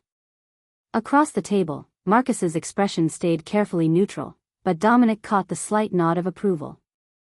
They were playing their parts perfectly. Over the next 3 days, Dominic courted Victoria with calculated precision. He showed her the territory, walked with her through the Pack village, sat with her during meals. He laughed at her jokes and listened to her opinions on Pack politics. He never touched her beyond what courtesy demanded, but he let his attention linger, let her believe he was slowly falling under her spell. Victoria blossomed under the attention. She grew bolder, her comments about the future more presumptuous. At dinner on the third night, she actually referred to, "When I'm Luna," before catching herself and amending it to, "If I were Luna." But the slip had been revealing. Marcus's spies among Victoria's ladies-in-waiting reported back nightly.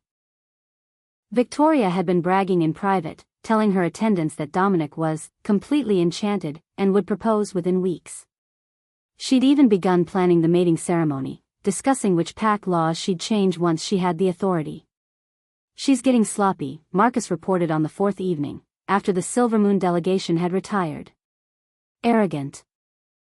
She actually told one of the maids that she'd be the most powerful Luna in generations because she'd gotten rid of her predecessor so cleanly."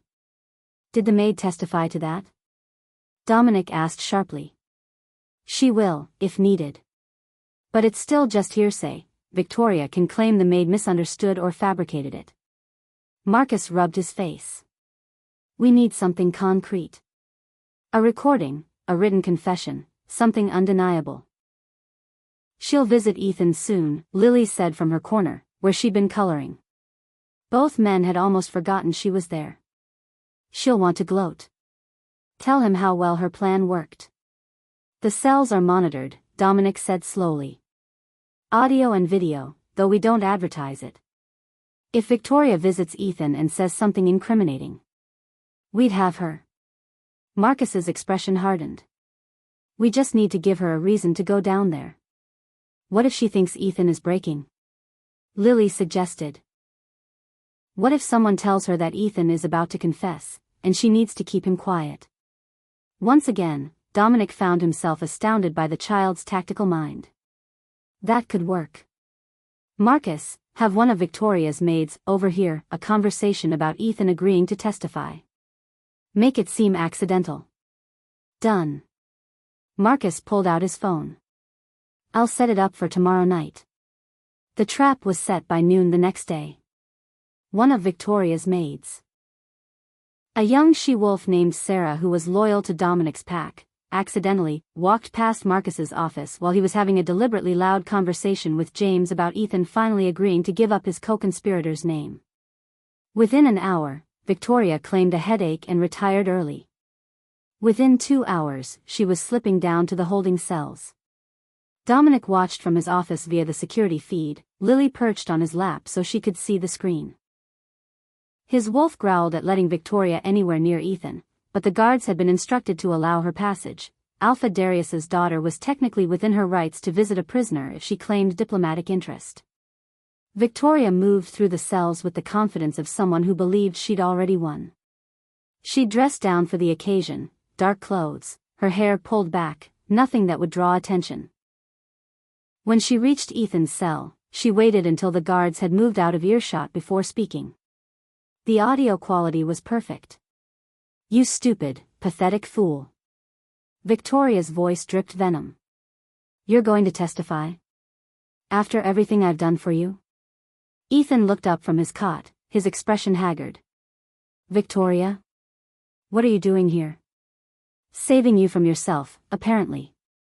She gripped the bars. "You can't testify. Do you understand me?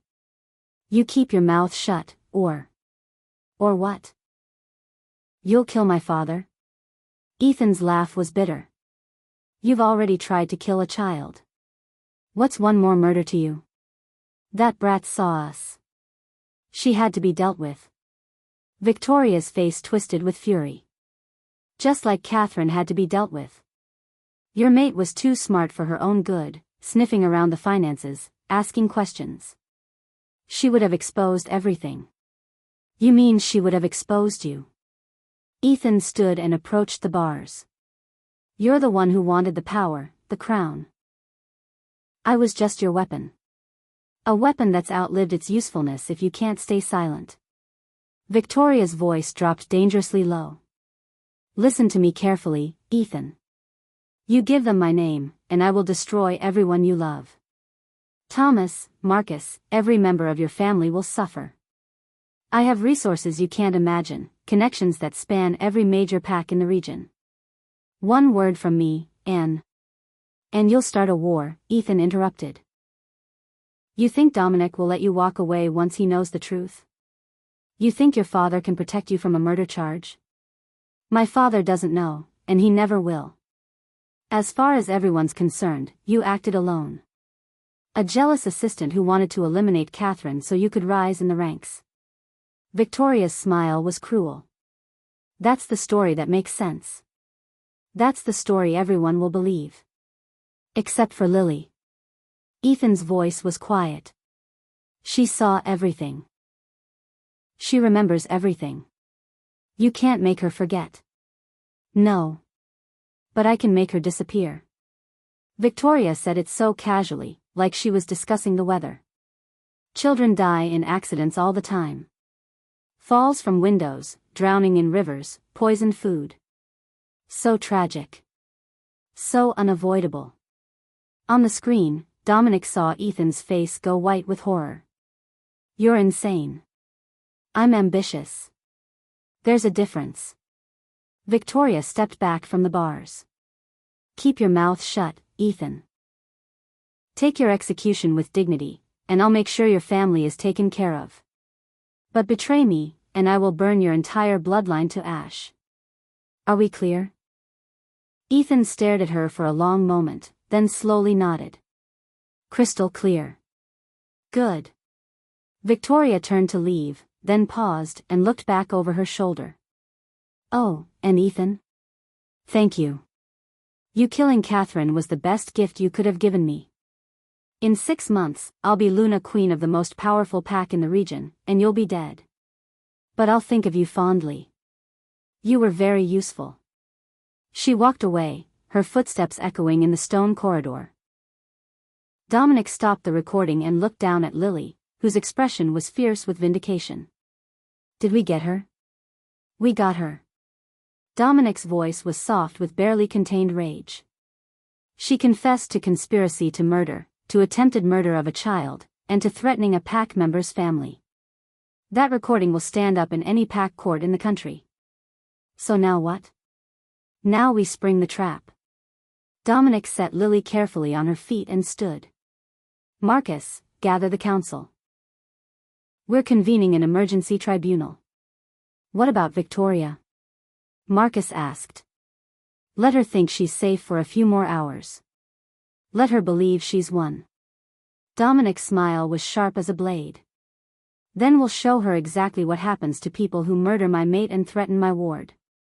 The tribunal was convened at dawn, before the Silvermoon delegation had risen.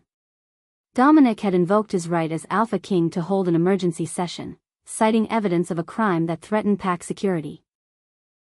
Darius arrived looking concerned but not suspicious. This was within Dominic's authority, after all. Victoria came dressed for victory, her expression confident until she saw Ethan being led in chains to stand before the council. Then her mask slipped, just for a moment, before she caught herself. Alpha Dominic, what is this about? Darius demanded. You drag us from our beds for a murder trial. Dominic's voice cut through the room like ice. Your daughter, Victoria Silvermoon, is accused of conspiring to murder my mate, Luna Catherine, and of attempted murder of my ward, Lily Patterson.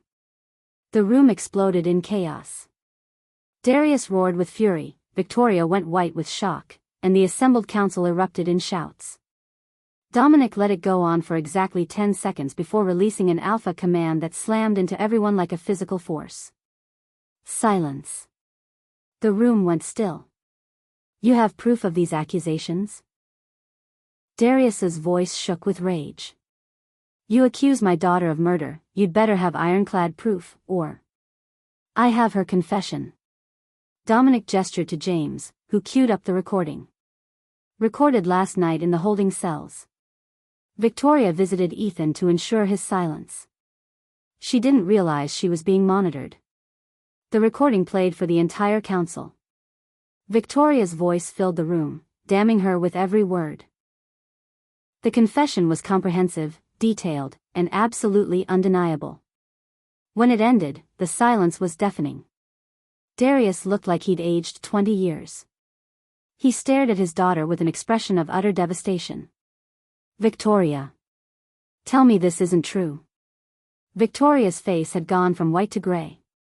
She opened her mouth, then closed it. There was no denial that would work, no explanation that would save her. I did it for us, she finally whispered. For Silvermoon. A mating alliance with Dominic's pack would have made us unstoppable. We would have ruled half the region. You murdered an innocent woman for power. Darius's voice broke. You tried to kill a child. You used another pack member as your weapon and would have let him die to cover your crimes.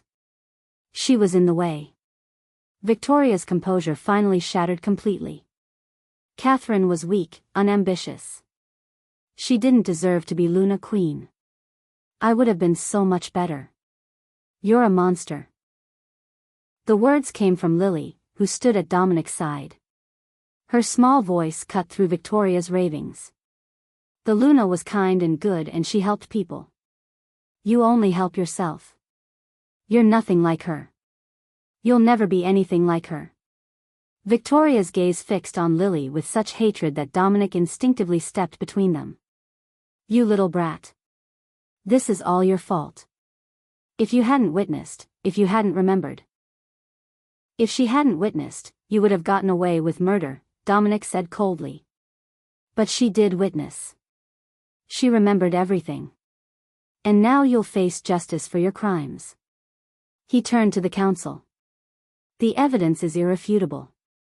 Victoria Silvermoon confessed to conspiracy to commit murder and to attempting to murder a child under my protection. Under pack law, the sentence is death. No. Darius surged forward. Please, Dominic. She's my daughter.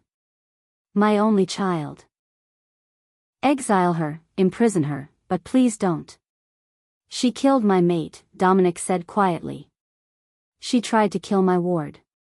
She manipulated a pack member into committing murder and would have let him die to save herself. What mercy does she deserve? Darius crumbled, tears streaming down his face. Around the room, even Victoria's own pack members looked away, unable to meet their alpha's eyes. The evidence was too clear, the confession too complete. There was no defense. However, Dominic continued, and Darius's head snapped up with desperate hope. I'm willing to show mercy that Victoria herself never showed. Instead of execution, I sentence her to permanent exile from all pack lands, stripped of her rank and her bloodline rights. She'll live, but she'll live as a rogue, with nothing and no one.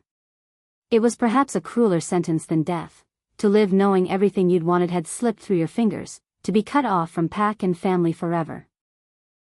But Dominic couldn't bring himself to order an execution while looking at Darius's shattered expression. She leaves within the hour, Dominic said firmly. And if she ever sets foot in my territory again, the exile is revoked and the death sentence reinstated. Is that understood? Victoria's legs gave out. She collapsed to the floor, sobbing. No, no, please. I can't be a rogue. I'll die out there alone. You should have thought of that before you committed murder. Dominic's voice held no sympathy. Get her out of my sight. As guards dragged Victoria away, still sobbing and pleading, Darius approached Dominic. The older alpha looked broken, decades of strength and pride stripped away in a single morning. Thank you, he said hoarsely. For showing mercy I'm not sure she deserved. I didn't do it for her. I did it for you. Dominic met his eyes. You've been a fair neighbor and a worthy ally. Your daughter's crimes aren't yours to bear. They are, though. I raised her. I taught her that power was everything. Darius's voice cracked. I made her into a monster. There was nothing Dominic could say to that. He watched Darius leave, shoulders bowed under the weight of his failure as a father. You did the right thing, Marcus said quietly. Executing her would have started a war. I know. But I wanted to. Dominic looked down at Lily, who'd been silent since her confrontation with Victoria. Are you all right? She nodded slowly. The Luna has justice now. That's what matters. Yes. She does. Dominic picked Lily up, suddenly needing to hold her close. She wrapped her arms around his neck and buried her face in his shoulder. Can we go home now, Dom? I'm tired. We can go home. He carried her out of the council chamber, away from the politics and the pain, back to the quiet safety of his quarters. Later that evening, after Lily had fallen asleep in her room and Dominic had finally stopped shaking with residual rage, Marcus came to his office with an unexpected guest. Elder Sophia was the oldest member of the pack, a white-haired she-wolf who rarely left her cottage at the territory's edge. She moved with the stiffness of extreme age, but her eyes were sharp and knowing. Alpha. She inclined her head respectfully. I need to speak with you about the child. About Lily. Something in her tone made Dominic's wolf prick up its ears. What about her? I recognized her mother's scent on some of Lily's belongings. It's been bothering me for weeks. I knew that scent from somewhere, but I couldn't place it. Sophia settled into a chair with a sigh. Then tonight, watching her stand up to Victoria with such courage, I finally remembered. Lily's mother was Arya Patterson. She was of the White Wolf bloodline. Dominic went very still. That's impossible. The White Wolf line died out 20 years ago. The last known member was killed in the Rogue Wars. That's what everyone believed. But Arya survived. She hid, changed her name, made it a common soldier named James Patterson and had a daughter. Sophia's expression was grave. Lily is White Wolf royalty, Dominic. One of the rarest, most powerful bloodlines in our history. When she comes of age and her first shift happens, she'll be exponentially stronger than normal wolves. How strong? Strong enough to challenge alphas. Strong enough to lead entire coalitions of packs.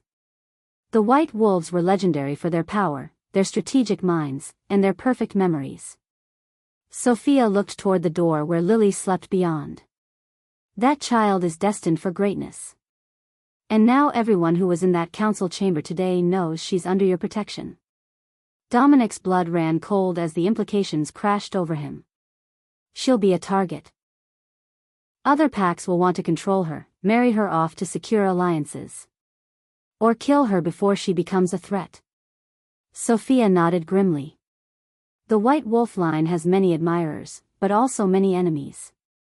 Lily's mother hid her for good reason. Then we keep hiding her. Dominic's voice turned hard. No one outside this room learns her true bloodline. As far as the pack knows, she's just my ward, an orphan I'm raising. She'll need training. When her wolf emerges, probably around age 12 or 13, she'll need guidance to control that much power. Then we'll provide it. Privately. Dominic stood and began pacing.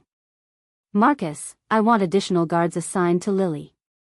Rotating shifts, full background checks, the most trusted warriors only.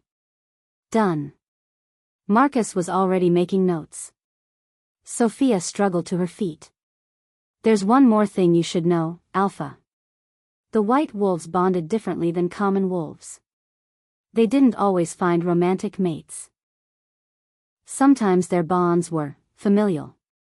Protective. A white wolf could bond with a guardian, an adoptive parent, as strongly as others bond with mates. The words hit Dominic like a physical blow. The fierce protectiveness he felt for Lily, the way his wolf snarled at any threat to her, the completeness he felt when she called him Dom, it wasn't just grief filling the hole Catherine left. It was a bond. A different kind of bond, but no less powerful. She's bonded to you, Sophia said gently. And you to her. It's rare, but not unheard of in the White Wolf line. Congratulations, Alpha. You've become father to one of the most powerful wolves who will ever live. After Sophia left, Dominic stood at his window, looking out over the pack lands. In the room next door, Lily slept peacefully, unaware of the destiny that waited for her. Catherine would have loved this, he thought. Would have adored raising this brilliant, brave little girl into the powerhouse she was meant to become. And somehow, despite the grief that still lived in his chest, Dominic found himself smiling. Because Lily had filled his life with purpose again, had given him something to protect and nurture and love. Not as a mate. As a daughter. His daughter now, by bond and by choice. And heaven help anyone who tried to take her from him. Chapter 6. The full moon rose like a silver coin against the velvet sky, and Dominic felt its pull in his bones. The entire pack had gathered in the ceremonial clearing. A natural amphitheater carved into the hillside where generations of wolves had celebrated moon ceremonies, mating bonds, and the ancient rituals that bound them together. Tonight was supposed to be a formal treaty signing. The Silvermoon delegation was scheduled to depart tomorrow, and Darius had requested one final ceremony to honor the renewed alliance between their packs. Dominic had agreed, though his wolf had been restless all day, pacing beneath his skin like a caged animal. Something felt wrong. Lily had been clingy since sunset, refusing to leave his side even when Marcus offered to take her to sit with the other children. She pressed against his leg now, her small hand gripping his with unusual force. Dom, she whispered, her voice tight with fear. Something bad is going to happen. What do you mean? He crouched down to her level, studying her face. She'd gone pale, her dark eyes wider than usual. I don't know. But I can feel it. Like a storm coming, but inside my head. She touched her temple with her free hand. It hurts. And it smells wrong. What smells wrong? The air. The magic. Lily's nose wrinkled. Can't you smell it? It's like the perfume, but worse. Rotten underneath. Dominic inhaled deeply, extending his senses. There, beneath the scent of pine and earth and gathered wolves, something acrid and unnatural. Like sulfur and decay masked with flowers. Dark magic. His blood turned to ice. Marcus, he called quietly, and his head enforcer appeared instantly at his side. Do you smell that? Marcus's expression hardened. Witchcraft. Where's Victoria? They both scanned the crowd.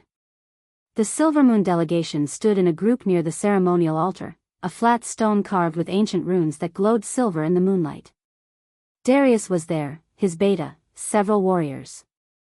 But Victoria was missing. Find her, Dominic ordered. Now. And get Lily somewhere safe. I'm not leaving you. Lily's grip on his hand turned painful. She's going to do something to you. The bad magic is for you. Before Dominic could respond, the ceremonial drums began.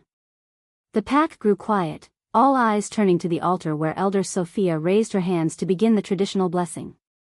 This was supposed to be a simple renewal ceremony, nothing more. But as Sophia began to chant, Victoria stepped out from behind the altar. She'd changed from her earlier diplomatic attire into something that made Dominic's wolf snarl with fury, a ceremonial mating dress, pure white and adorned with the symbols of Luna Queens. Her hair was unbound, flowing down her back in the traditional style of a she-wolf preparing to accept a mate bond. What is this? Darius's voice boomed across the clearing. Victoria, get down from there. This isn't. This is exactly what it should be. Victoria's voice carried with unnatural resonance, amplified by something that wasn't pack magic. Tonight, under the full moon, I claim my rightful place as Luna Queen of the Crescent Pack. Murmurs rippled through the gathered wolves. Dominic started forward, but his legs suddenly wouldn't move. He looked down to find intricate symbols glowing on the ground beneath his feet, symbols he hadn't noticed before, drawn in something that looked like ash but smelled like blood. A binding circle. You dare use dark magic in my territory? Dominic's voice came out as a growl, his wolf surging forward. But the circle held, trapping him in place. I dare because I'm destined to rule. Victoria descended from the altar with liquid grace, moving toward Dominic's trapped form. Catherine was too weak to hold you.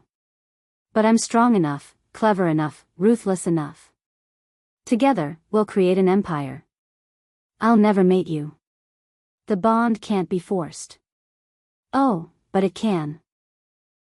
Victoria pulled a small vial from between her breasts, dark glass containing liquid that seemed to writhe and pulse with its own malevolent life. For the right price, a powerful witch will sell you anything. Even a spell that overwrites free will and creates a false mate bond. One drop of this in your mouth during the ceremony, and you'll believe you chose me. You'll forget Catherine, forget your grief, and bond to me with all the fierce devotion you once gave her. The clearing erupted in chaos. Wolves surged forward, but more binding circles flared to life around the perimeter, trapping dozens of pack members in place. Victoria had planned this meticulously, trapped the alpha, trapped his strongest warriors, isolated herself and Dominic in the center while she completed her spell. Victoria, stop this madness. Darius fought against his own binding circle, his face purple with rage. You'll start a war. You'll destroy everything. I'll create everything. Victoria was almost to Dominic now, the vial held carefully in her palm. Power requires sacrifice, Father. You taught me that. Well, I'm willing to sacrifice anything, even pack law, to become what I was meant to be. Lily made a sound like a wounded animal. Dominic looked down to find her trembling violently, her skin beginning to ripple with the telltale signs of a shift. But that was impossible, she was 5 years old, years away from her first transformation. Lily, no. You're too young, you can't. I have to. Her voice had gone strange, deeper than it should be. The magic is hurting you. I can feel it trying to change you, trying to make you forget. I have to stop it. You're just a child. I'm a white wolf. Lily looked up at him, and her eyes had begun to glow with an otherworldly silver light. And she's hurting my family. The word, family, hit Dominic like a physical blow. Because that's what they become, wasn't it? In the weeks since Catherine's death, since Lily had become his ward, they'd formed their own small pack. Father and daughter, not by blood but by choice and by bond. And white wolves, Elder Sophia had said, would do anything to protect their family. Victoria reached Dominic's binding circle, her smile triumphant. Don't fight it. In a few moments, you won't want to. You'll look at me with love, with devotion, and you'll thank me for saving you from your grief. She uncorked the vial, and the stench of dark magic intensified. Open your mouth, my future mate. Never, Dominic snarled. Victoria's expression hardened. Then I'll force it. She raised the vial toward Dominic's face, and power crackled through the air as she prepared to compel him. But before the liquid could touch his lips, Lily screamed. It wasn't a child's scream. It was the hunting cry of a predator, amplified by power that made the very air vibrate. Every wolf in the clearing dropped to their knees as the sound washed over them, pure, primal dominance that even alphas couldn't resist. And then Lily shifted. It should have been impossible. 5-year-old wolves didn't have the control, the strength, the bone structure to manage a transformation. But Lily wasn't a normal 5-year-old wolf. She was white wolf royalty, and her gifts were emerging years ahead of schedule, triggered by desperate need and fierce protective instinct. The transformation was agonizing to watch, bones breaking and reforming, muscles tearing and rebuilding, a small child's body restructuring itself into something wild and powerful. Lily's screams of pain cut through Dominic's heart, but he couldn't help her, couldn't even move. And then, where Lily had stood, there was a wolf. She was small, barely larger than a normal wolf pup, but her coat shone pure white in the moonlight, luminescent and otherworldly. Her eyes glowed silver blue, ancient and knowing, and power radiated from her small frame in waves that made the ceremonial altar stones crack. The white wolf had awakened. Lily, because even in this impossible form, Dominic knew her, could sense her essence, locked her glowing eyes on Victoria. A growl rumbled from her small chest, so deep and threatening that Victoria actually stumbled backward. What? How is this possible? Victoria's confidence cracked for the first time. She's just a child. She can't. Lily launched herself at Victoria with speed that shouldn't have been possible. The she-wolf screamed and raised her hands, dark magic crackling between her fingers. But when the spell hit Lily's white fur, it simply dissolved. Shattered like glass against stone, the dark power no match for the ancient purity of the white wolf bloodline. Victoria's veil flew from her hand as Lily barreled into her, small jaws snapping inches from her throat. They tumbled across the clearing in a tangle of white fur and green silk, Victoria shrieking curses while Lily snarled her fury. And where Lily's paws touched the binding circles, they cracked and faded, the dark magic unable to withstand the white wolf's presence. Dominic felt the circle holding him dissolve. He shifted instantly, his own massive black wolf bursting free, and leaped toward the fighting pair. But he needn't have worried. Lily had Victoria pinned, small paws on the she-wolf's chest and teeth bared at her throat in the classic kill position. Victoria went very still, terror finally replacing her arrogance. Around the clearing, other wolves had shifted and broken free of their bindings. They surrounded the altar in a bristling circle, all eyes on the impossible sight, a 5-year-old white wolf holding an alpha's daughter at her mercy. Darius shifted back to human form, his expression devastated. Victoria. What have you done? What I had to. Victoria's voice shook, but defiance still burned in her eyes. Catherine was weak. She didn't deserve to be Luna, queen of the most powerful pack. I would have been better, I would have been magnificent. This pack would have ruled the entire region under my leadership. You used dark magic. Elder Sophia's voice cut through the night like a blade. You attempted to force a mate bond with forbidden witchcraft. You planned to steal an alpha's free will and usurp a position that wasn't yours to take. I planned to save this pack from mediocrity. Victoria spat. Catherine was soft, kind, useless. She wasted Dominic's potential, kept him from true greatness. I would have pushed him to be the alpha king he was meant to be, ruthless, powerful, unstoppable. Catherine made me better. Dominic shifted back to human form, his voice deadly quiet. She made me compassionate, thoughtful, strong in ways that have nothing to do with dominance or fear. She was worth 10 of you, and you murdered her because you couldn't stand that she had something you wanted. She was in my way. Victoria's mask finally cracked completely. And I'd do it again. I'd kill her 1,000 times if it meant claiming what should have been mine. I deserve to be queen. I earned it through intelligence and planning, Anne. Through murder and dark magic. Dominic looked at Lily, who still held Victoria pinned but was beginning to tremble with exhaustion. The shift had taken everything she had. Let her go, sweetheart. Come here. Lily released Victoria and limped toward Dominic on shaking legs. The moment she reached him, she shifted back, mercifully faster and less painful than the first transformation, though still agonizing to witness. Dominic caught her as her small human form collapsed, wrapping her in his discarded shirt and pulling her against his chest. You did so well, he murmured into her hair. So brave, so strong. I'm so proud of you. Is she going to hurt you again? Lily's voice was barely a whisper, exhaustion weighing down every word. No. Never again. Dominic looked up at Victoria, who was being restrained by 2 of his largest warriors. She's finished. Darius approached slowly, looking like he'd aged decades in the past hour. Dominic. My daughter has committed crimes against pack law, against the natural order, against everything we stand for.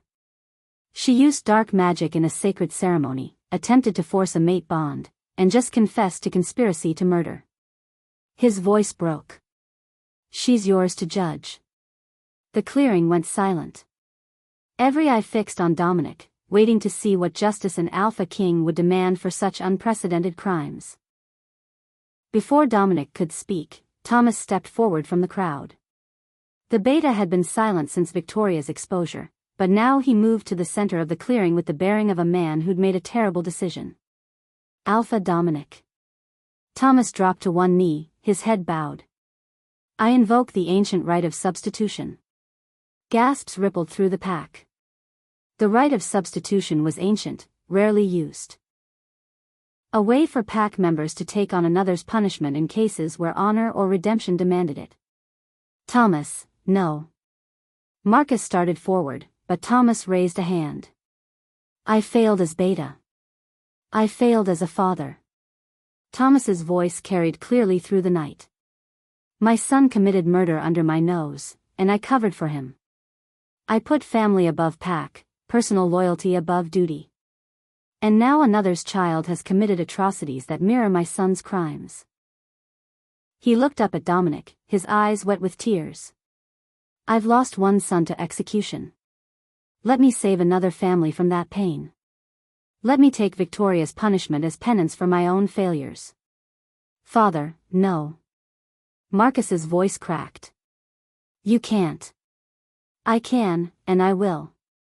Thomas turned to his son. You're a good man, Marcus. Better than I ever was. You'll make an excellent beta. Led this pack with honor. Don't make my mistakes. Darius made a choked sound. Thomas, you don't have to do this. Victoria is my responsibility. And Ethan was mine. But I failed him, and he became a murderer. Failed warriors create failed children. Thomas stood slowly, meeting Dominic's eyes. I invoke the right, Alpha. Take me in her place. Exile me, execute me, do whatever justice demands. But let Victoria live. Give her father the mercy I wasn't able to give mine. The clearing erupted in arguments. Wolves shouted their opinions. Some supporting Thomas's right to invoke the ancient right, others claiming Victoria's crimes were too severe for substitution. Darius was weeping openly now, torn between grief for his daughter and gratitude for Thomas's sacrifice. And Dominic stood in the center of it all, holding an exhausted 5-year-old who just saved his life, trying to decide what justice actually looked like. Enough. His alpha command silenced the crowd instantly. The right of substitution is valid. Thomas has the right to offer himself in Victoria's place. Dominic, please. Marcus's voice was desperate. He's my father. Don't take him from me. Your father is offering me a choice. Dominic's gaze never left Thomas. Accept his sacrifice and spare Victoria, or refuse it and pass judgment on an alpha's daughter. Both options have consequences.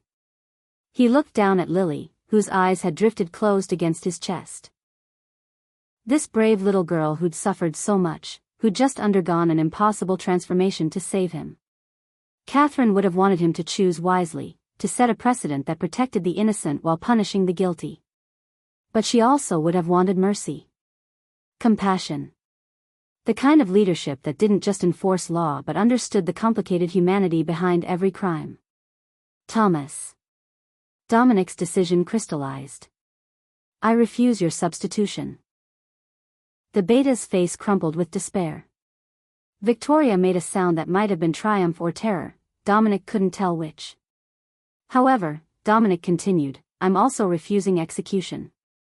Both of you will face consequences, but not death. He turned to Victoria, letting her see the cold fury in his eyes. Victoria Silvermoon, you are sentenced to permanent exile from all pack lands, stripped of your bloodline rights and your rank. You will be marked as a dark magic user. A brand that will warn every pack you encounter of your crimes. You'll live as a rogue, but you'll live with the knowledge that you threw away everything for power you were never worthy of holding. Victoria's legs gave out. She collapsed to the ground, sobs racking her body. No, please, I can't, I'll die out there alone. You should have thought of that before you murdered my mate. Dominic's voice held no sympathy. And Thomas. He turned to the Beta. You're removed from your position, effective immediately. Marcus will assume the role of Beta. You'll serve a 1-year exile in neutral territory as penance for covering up your son's crimes. After that year, you may return, not as Beta, but as a pack member who's paid his debt. Thomas's expression flickered with surprise, then profound relief. Thank you, Alpha. You're more merciful than I deserve. I'm giving you a chance at redemption. Don't waste it.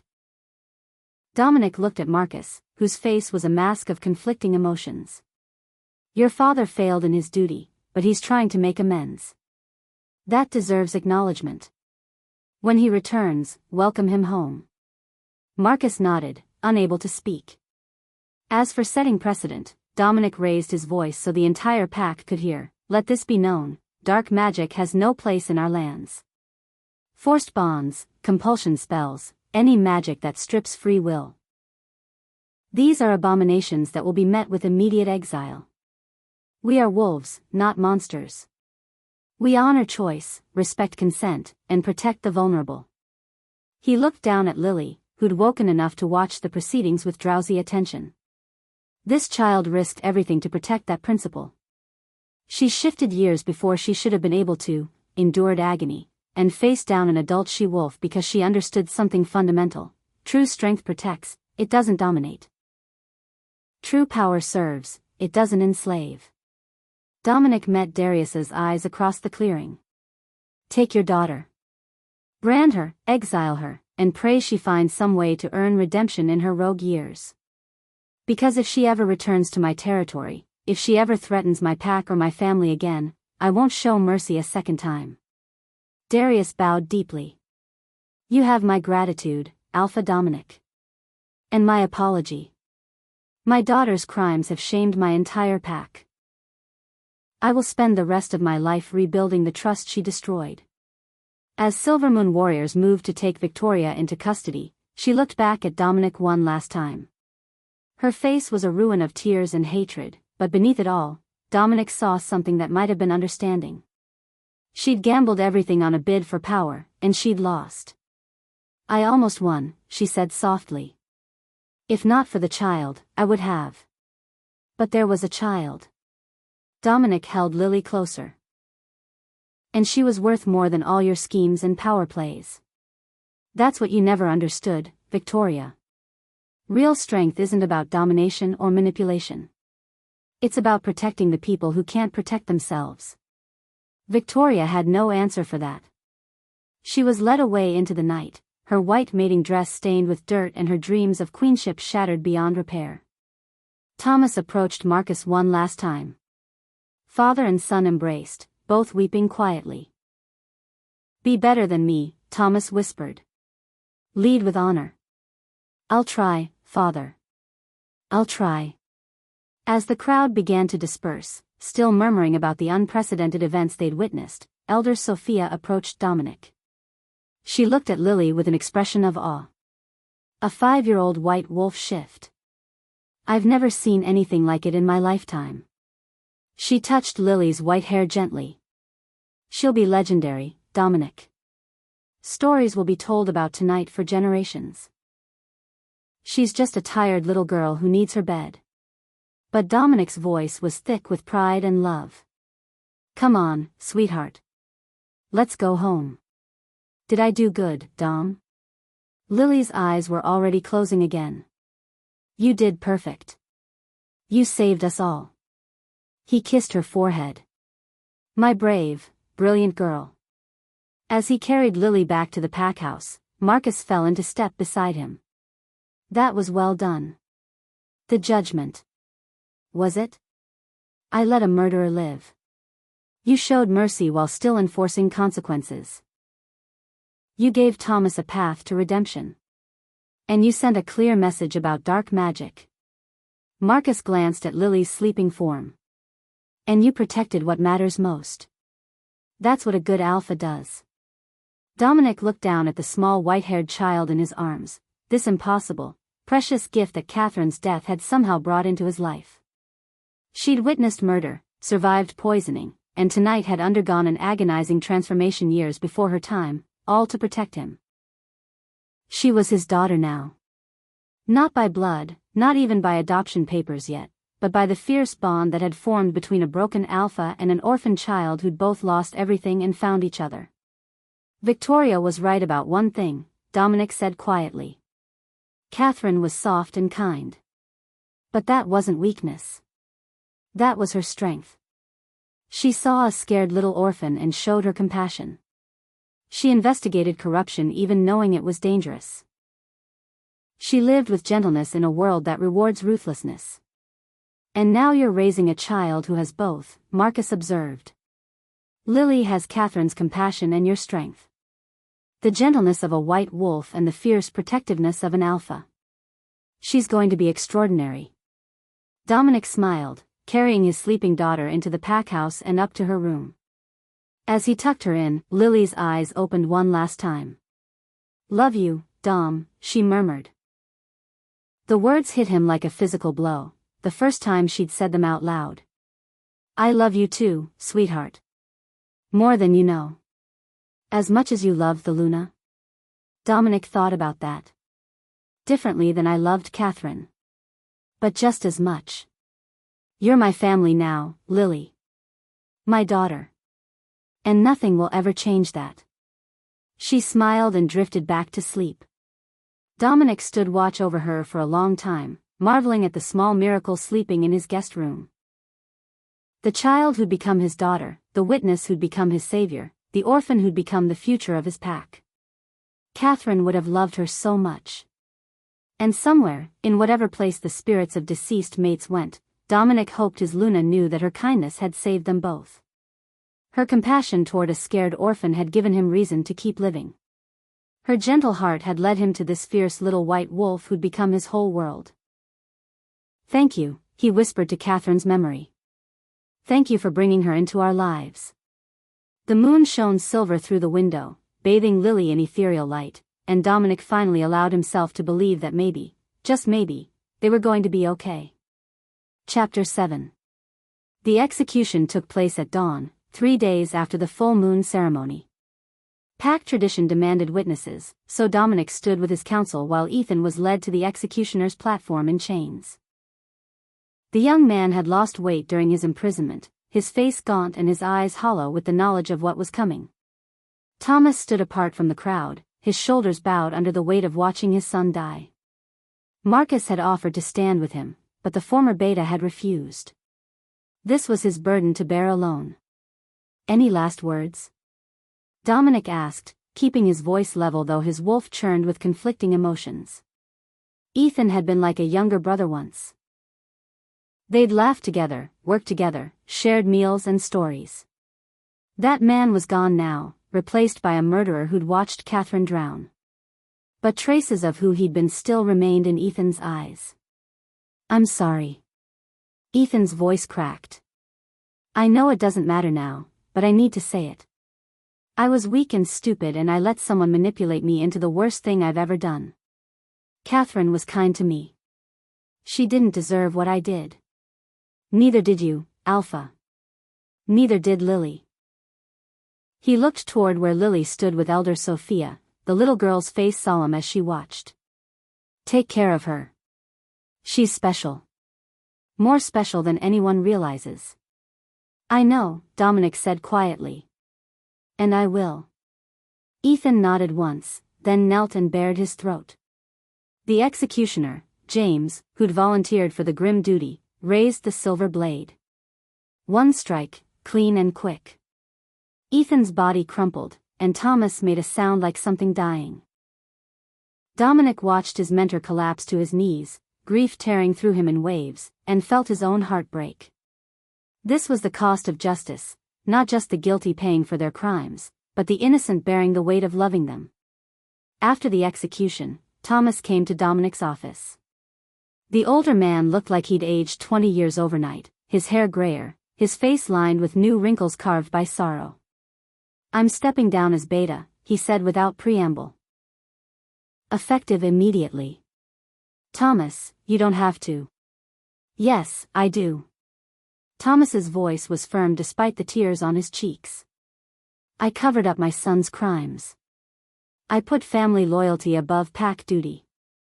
I failed you, failed Catherine, failed everyone who trusted me to be better than that. He pulled the Beta's ceremonial pendant from around his neck and placed it on Dominic's desk. Marcus will make an excellent Beta. He's everything I should have been, honorable, honest, unbending in his principles. Let him serve you the way I couldn't. You served me well for 15 years, Dominic protested. One mistake cost Catherine her life. Thomas's voice broke. If I'd come to you when I first discovered Ethan's theft, she'd still be alive. That's not a mistake, Dominic. That's a catastrophic failure of judgment.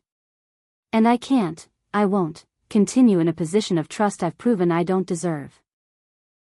Dominic wanted to argue, wanted to tell Thomas that everyone made mistakes, that grief and love made people do foolish things.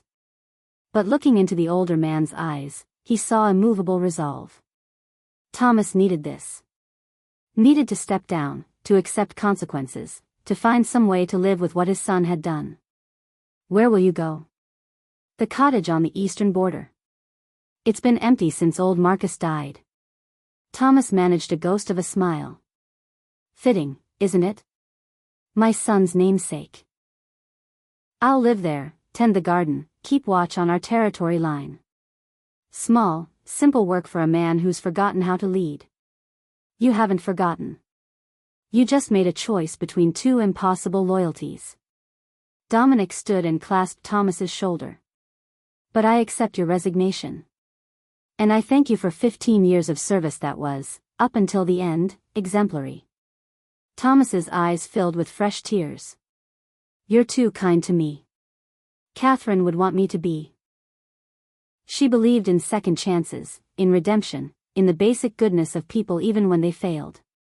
Dominic's throat tightened. So I'm giving you what she would have given, grace, and a chance to find peace. After Thomas left, Marcus entered to formally accept the position of Beta. He looked uncertain, younger than his 38 years, as he took the pendant from Dominic's desk. I don't know if I can fill his shoes, Marcus admitted. Thomas was Beta before I was even born. He's been the pack's foundation for decades. Then you'll build your own foundation. Dominic smiled slightly. You're nothing like your father, Marcus. You're harder, more principled, less willing to bend rules for personal reasons. The pack needs that right now. They need to know their leaders won't compromise, won't cover up crimes, won't put anything above pack law. Even at the cost of compassion? Compassion doesn't mean ignoring justice. It means applying it fairly. Dominic thought of Victoria, exiled but alive. Of Thomas, stripped of rank but allowed to remain on pack lands. You can be both firm and kind, Marcus. I've seen you do it. Marcus nodded slowly and fastened the pendant around his neck. Then I'll try to be worthy of this. For you, for the pack, and for Catherine's memory. That's all any of us can do.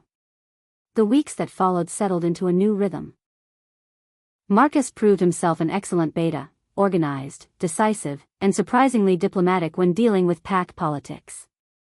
Thomas kept to his cottage, tending his garden and occasionally patrolling the eastern border, a ghost of his former authority. And the Silvermoon pack withdrew, taking their branded and exiled daughter with them. Victoria's fate haunted Dominic's dreams sometimes. She'd been stripped of her pack bonds. A magical severing that left her unable to feel the connection that made wolves pack animals. It was considered a fate worse than death among their kind, condemning her to wander as a lone wolf, forever hungry for the belonging she'd thrown away.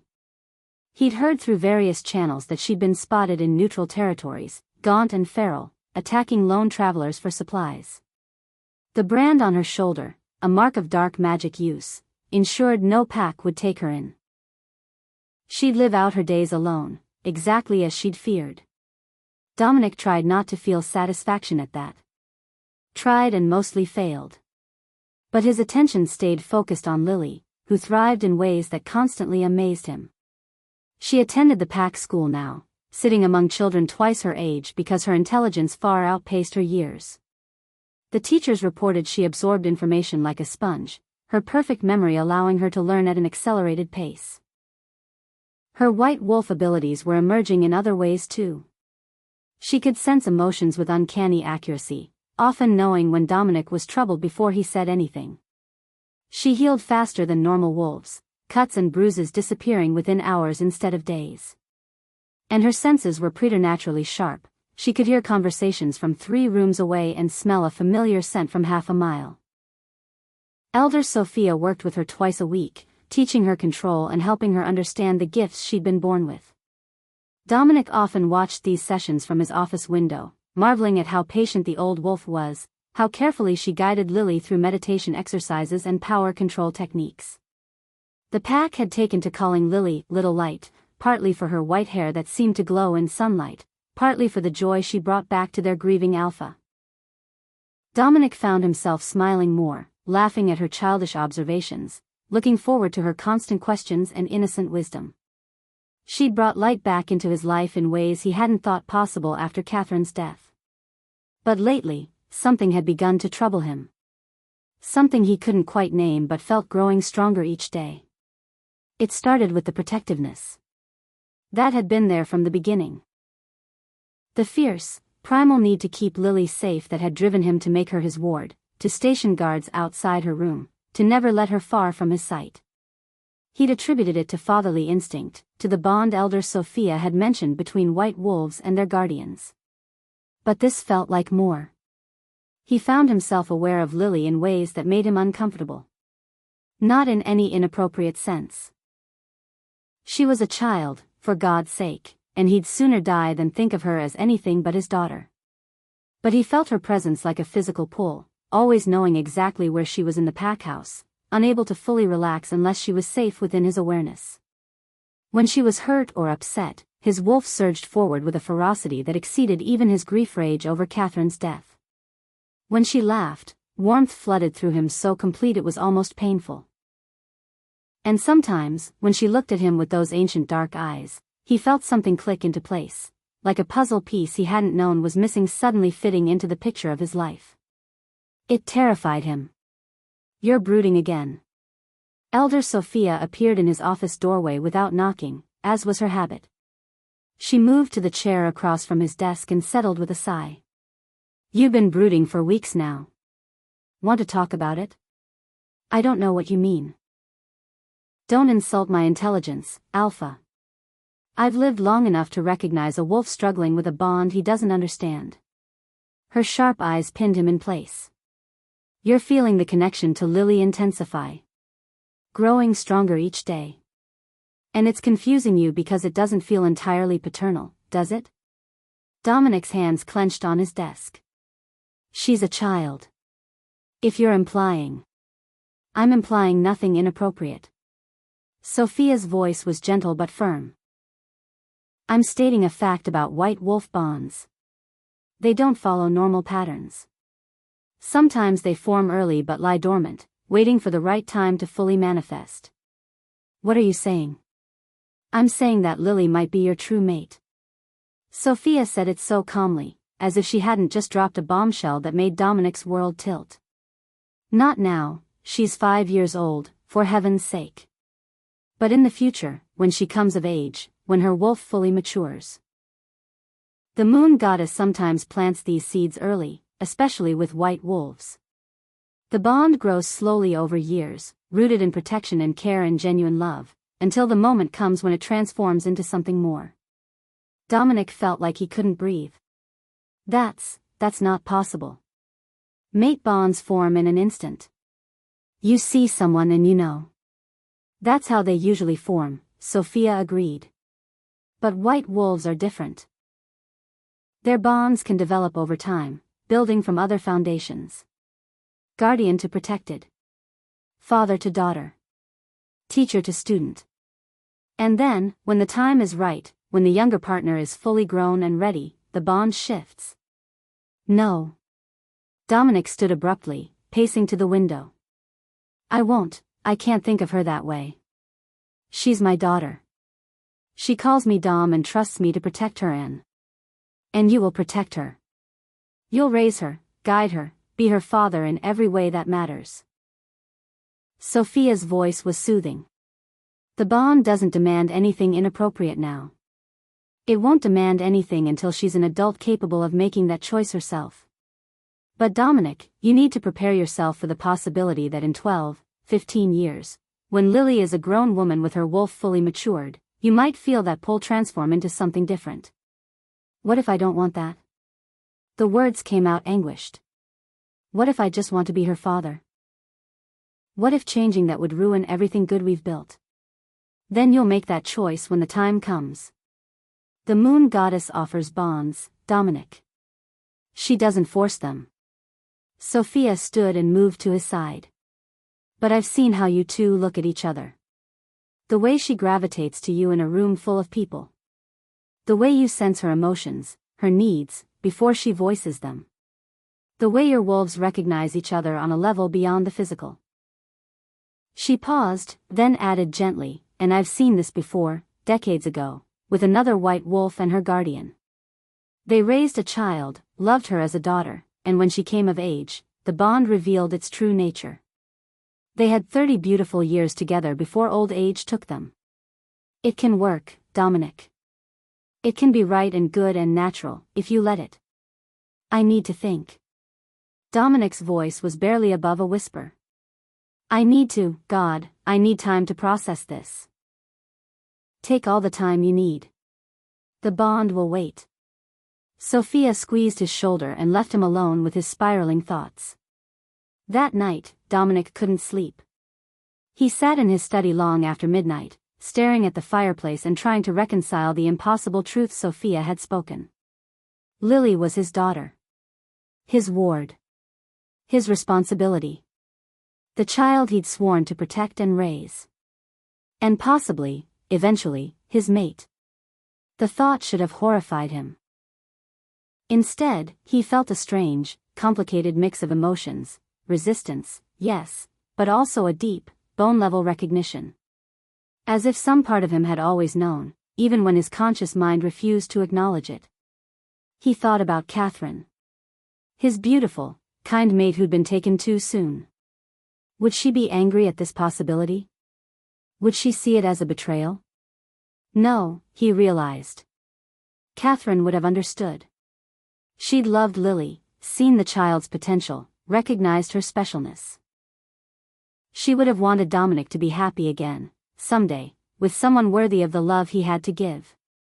And if that someone was a woman Lily would grow into, brilliant and brave and fierce, with a heart as big as the moon, Catherine would have approved.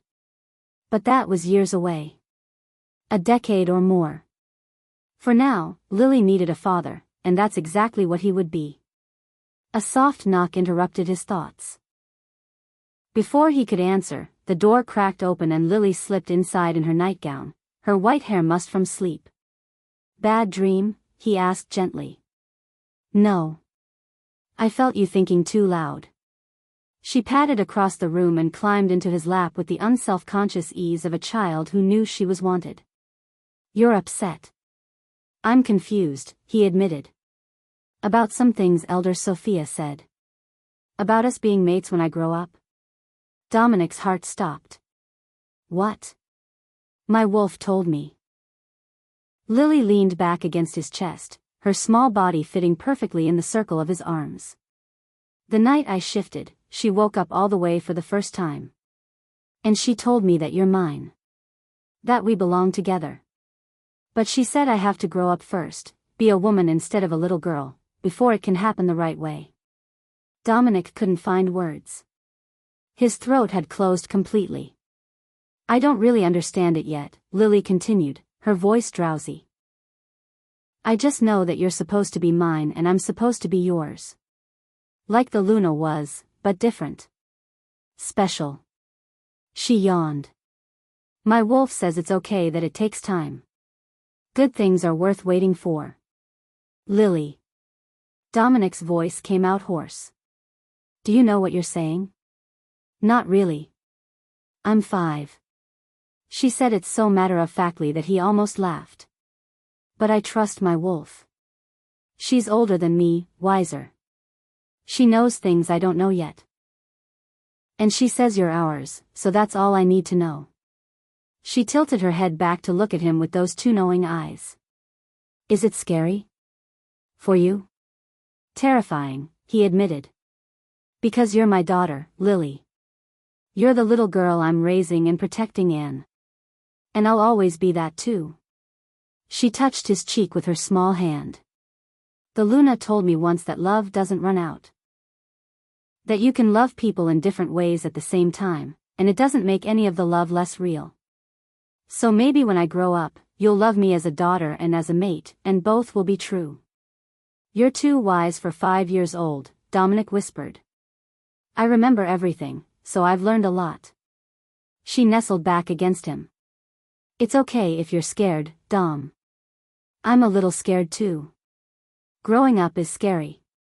Becoming a woman is scary. Figuring out what all these feelings mean is scary. She yawned again. But I know one thing for sure, you'll keep me safe while I figure it out. That's what fathers do. Always. Dominic held her closer, this impossible child who was wise and innocent all at once. I'll keep you safe, help you grow, be whatever you need me to be. Even if it takes years. Even if it's complicated. Even if I'm terrified. That's okay. I'll wait for you. She was drifting off now, her breathing evening out. My wolf says some things are worth waiting for. And you're worth waiting for, Dom, forever, if that's what it takes. She fell asleep in his arms, small and warm and trusting. Dominic sat there for a long time, holding his daughter who might someday be his mate, trying to wrap his mind around the impossible future the moon goddess had apparently planned for them. It was wrong in so many ways. Inappropriate. Problematic. The pack would never understand. People would judge, criticize, condemn. But looking down at Lily's peaceful sleeping face, Dominic felt something settle in his chest. A rightness that transcended conventional morality or typical bond formation. This child had been brought into his life for a reason. Had witnessed Catherine's murder, survived attempts on her own life, shifted years too early to save him from dark magic, all because fate had a plan. And if that plan eventually led to a bond between them when she was grown, when she was ready, when both of them could choose with clear eyes and open hearts. Maybe that was okay. Maybe that was even beautiful, in its own complicated way. I'll wait too, he whispered to her sleeping form. However long it takes. Whatever you need. I'll be here. Her wolf stirred beneath her skin, and for just a moment, Dominic felt it, the connection, gossamer thin and fragile, stretching between them. A bond that wasn't fully formed yet, that wouldn't be for years, but that existed nonetheless in potential and promise. His wolf recognized hers. Acknowledged her. Claimed her as theirs to protect, to nurture, to eventually love in all the ways a mate deserved. But not yet. Not for a long time. For now, she was just Lily. His little light. The daughter of his heart who'd brought him back from the edge of grief and given him reason to hope again. And that was enough. Dominic carried her back to her room and tucked her in, pressing a kiss to her forehead. Sleep well, sweetheart. Dream good dreams. Love you, Dom, she murmured, half asleep. I love you too. More than you know. He left her there, safe and warm, and returned to his study. The fire had burned down to embers, casting the room in soft orange light. Dominic poured himself a whiskey and stood at the window, looking out over the pack lands he'd sworn to protect. Catherine's portrait hung above the fireplace. He looked at it now, at her kind smile and gentle eyes, and felt tears prick at his own. I hope you understand, he said softly to her image. I hope you know this doesn't diminish what we had. You'll always be my first love. My Luna. The mate who made me a better man. The portrait didn't answer, but Dominic could almost hear Catherine's voice in his head, love her well. Raise her strong. And when the time comes, if the bond is real and true, embrace it with the same courage you showed when you loved me. I will, he promised. I'll give her everything, time to grow, space to become who she's meant to be, and all the love she can handle. And if, in 12 or 15 years, she still wants to be mine in that way, I'll be waiting for her. Dominic drained his whiskey and set the glass down with a soft click. Tomorrow would bring new challenges. Pack politics, border disputes, the endless responsibilities of leading wolves. But tonight, he had clarity. He had a daughter to raise. A child to protect. A white wolf to help bloom into her full potential. And someday, if fate was kind and the moon goddess's plan unfolded as it seemed destined to, he might have a mate who'd grown from that foundation of love and trust and protection. It was complicated. It was unconventional. It would take years of patience and careful navigation. But looking at his reflection in the darkened window, Dominic realized he was okay with that. Some things were worth waiting for. And Lily, his little light, his daughter, his possible future mate, was worth waiting a lifetime for, if that's what she needed. I'll wait, he told his reflection, told the moon above, told whatever cosmic forces had brought them together. However long it takes. I'll wait for her. And deep in her room, sleeping peacefully under guard, Lily smiled in her dreams. Her wolf had heard his promise. And she was content. Chapter 8. 10 years later. The training grounds echoed with the sound of bodies hitting packed earth, and Dominic watched from the observation deck as his daughter, because that's what she still was, regardless of what the future might hold, sent 3 full-grown warriors sprawling with a move so fast even his alpha eyes struggled to track it. Lily had grown into something extraordinary. At 15, she stood 5'7", all lean muscle and controlled grace. Her white hair, now past her shoulders, caught the afternoon sunlight like spun silver. Her dark eyes held the same ancient wisdom they'd possessed when she was 5, but now it was tempered with teenage determination and a wicked sense of humor that kept the entire pack on their toes. She was beautiful. Dominic could acknowledge that objectively, the way he might appreciate a sunset or a perfectly crafted sword. But more importantly, she was brilliant, fierce, and kind, everything Catherine had been, combined with a power that made seasoned alphas nervous. Again, Lily called to the warriors picking themselves up. And this time, actually tried to hit me. James, now head warrior and still one of Dominic's most trusted advisors, laughed from the sidelines. We are trying, Little Light. You're just that good. Don't call me Little Light anymore. I'm taller than half the pack now. But Lily was grinning, and Dominic felt that familiar warmth spread through his chest at her joy. The nickname had stuck despite her protests. To the pack, she would always be their Little Light, the child who'd witnessed a murder, survived assassination attempts, and brought their alpha back from the edge of grief. The fact that she'd grown into one of the most powerful wolves in the region only made them love her more. Marcus appeared at Dominic's side, carrying reports that probably needed immediate attention. But his new beta was also grinning as he watched Lily disarm another warrior with casual efficiency. She's going to be insufferable after this, Marcus observed. She already beat me 3 times this morning. You're getting old, Dominic said, though Marcus was only 48 and still in his prime. No, she's getting terrifyingly good. Marcus's expression turned more serious. The other packs are starting to notice, Dom. We've had 3 alliance proposals this month alone, all of them mentioning Lily specifically. They want to secure ties to her before she comes of age. Dominic's wolf snarled possessively. He forced it down. She's 15. She's not available for alliance negotiations. I know that. You know that. But they see a white wolf approaching maturity, and they see opportunity. Marcus hesitated. Some of them are even suggesting mating contracts. Absolutely not. I told them the same thing, much more diplomatically. Marcus studied Dominic carefully. But eventually, we're going to have to address it. In 3 years, Lily will be of age. She'll be the most sought-after she-wolf in the region. And if you're still planning to, he stopped, choosing his words carefully. If the bond is still there, if you're both still willing, we need to prepare the pack for that reality. Dominic's jaw tightened. They rarely spoke of it directly. The potential future that had hung between him and Lily for 10 years like a promise neither had broken but neither could quite claim.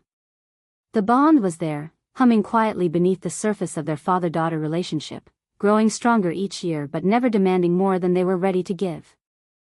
He'd dated occasionally over the past decade, a few she-wolves who understood he wasn't looking for anything serious, who accepted that his heart was already spoken for even if the relationship hadn't manifested yet. The pack had worried about their alpha remaining unmated for so long, but Dominic had waited with a patience that surprised even him. Lily was worth waiting for. "We'll address it when the time comes," Dominic said finally. "Right now, she's 15 and focused on her training. Let her have these years to be young, to grow without that pressure." "And if she chooses someone else?" Marcus asked quietly. "If, when the time comes, she doesn't want the bond?" The thought sent a spike of pain through Dominic's chest, but he forced himself to consider it objectively.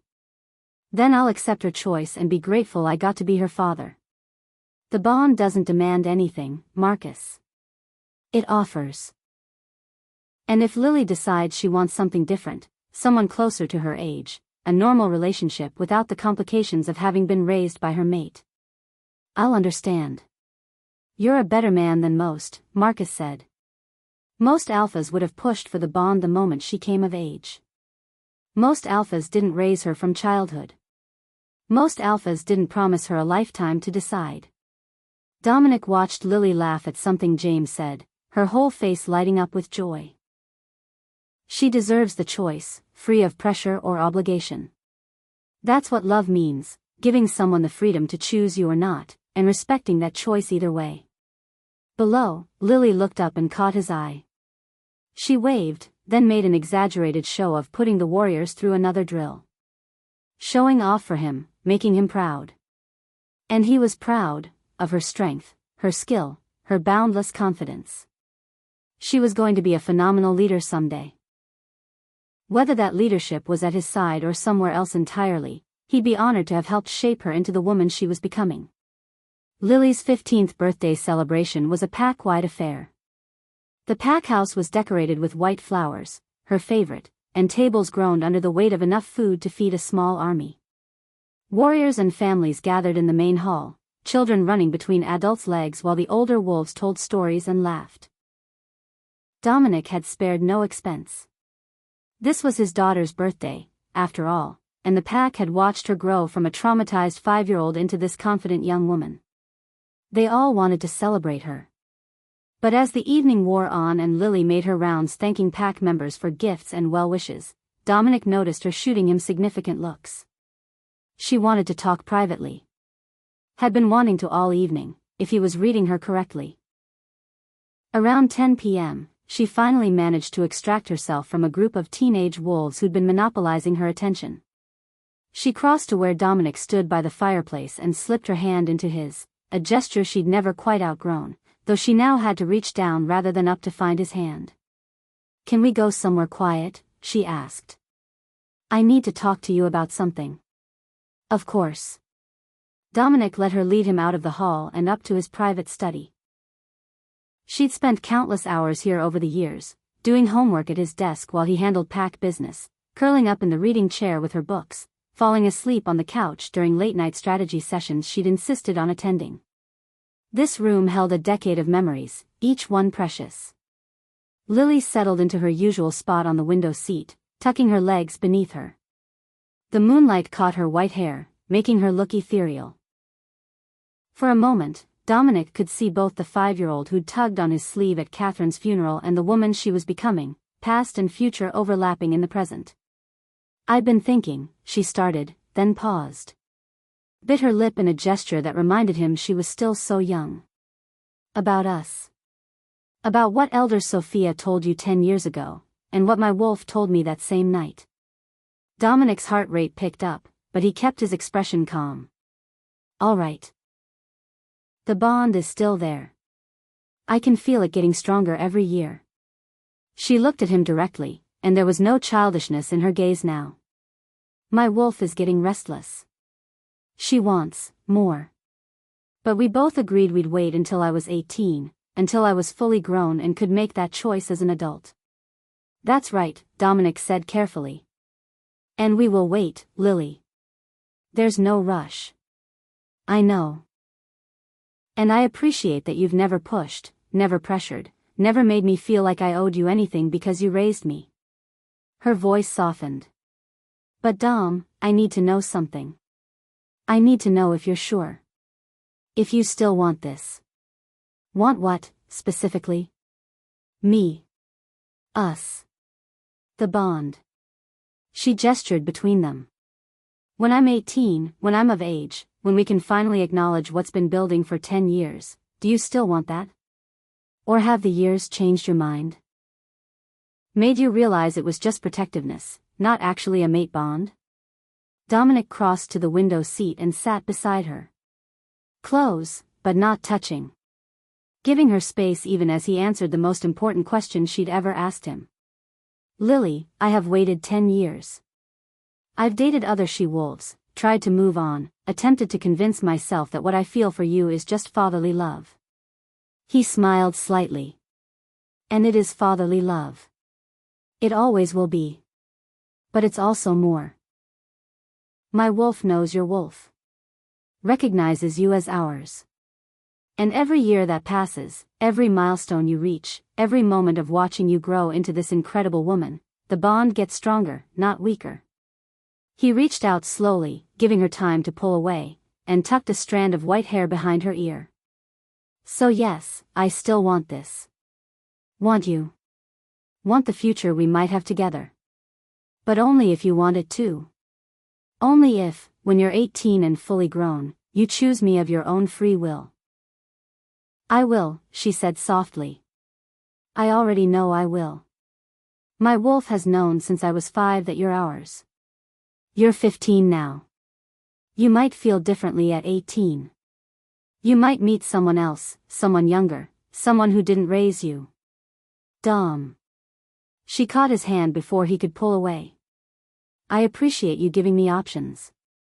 But I'm also asking you to trust that I know my own heart.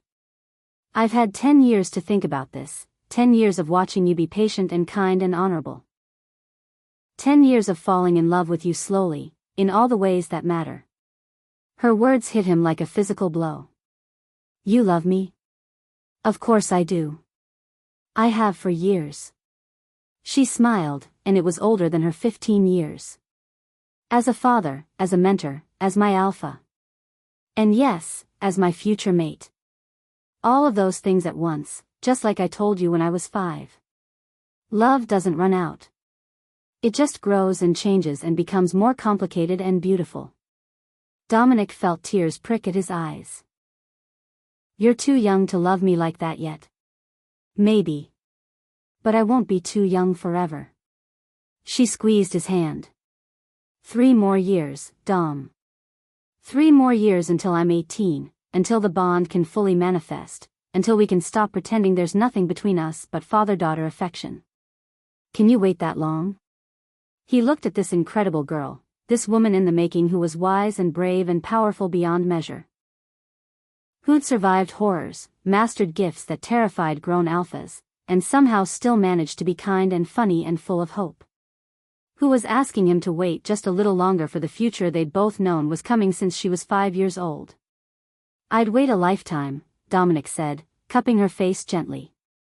His thumb traced her cheekbone, and he felt her lean into the touch with a sigh. You're worth every second, Lily. Every year. Every moment of patience and waiting and hoping.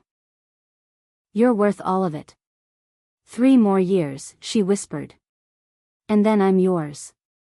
And I'm yours, he confirmed. Though truthfully, I've been yours since the moment you tugged on my sleeve at Catherine's funeral. I just didn't understand it yet. Lily's smile could have lit the whole pack house. She'd approve, you know. The Luna. I remember her telling me once that love was the most important thing, and that it came in so many different forms.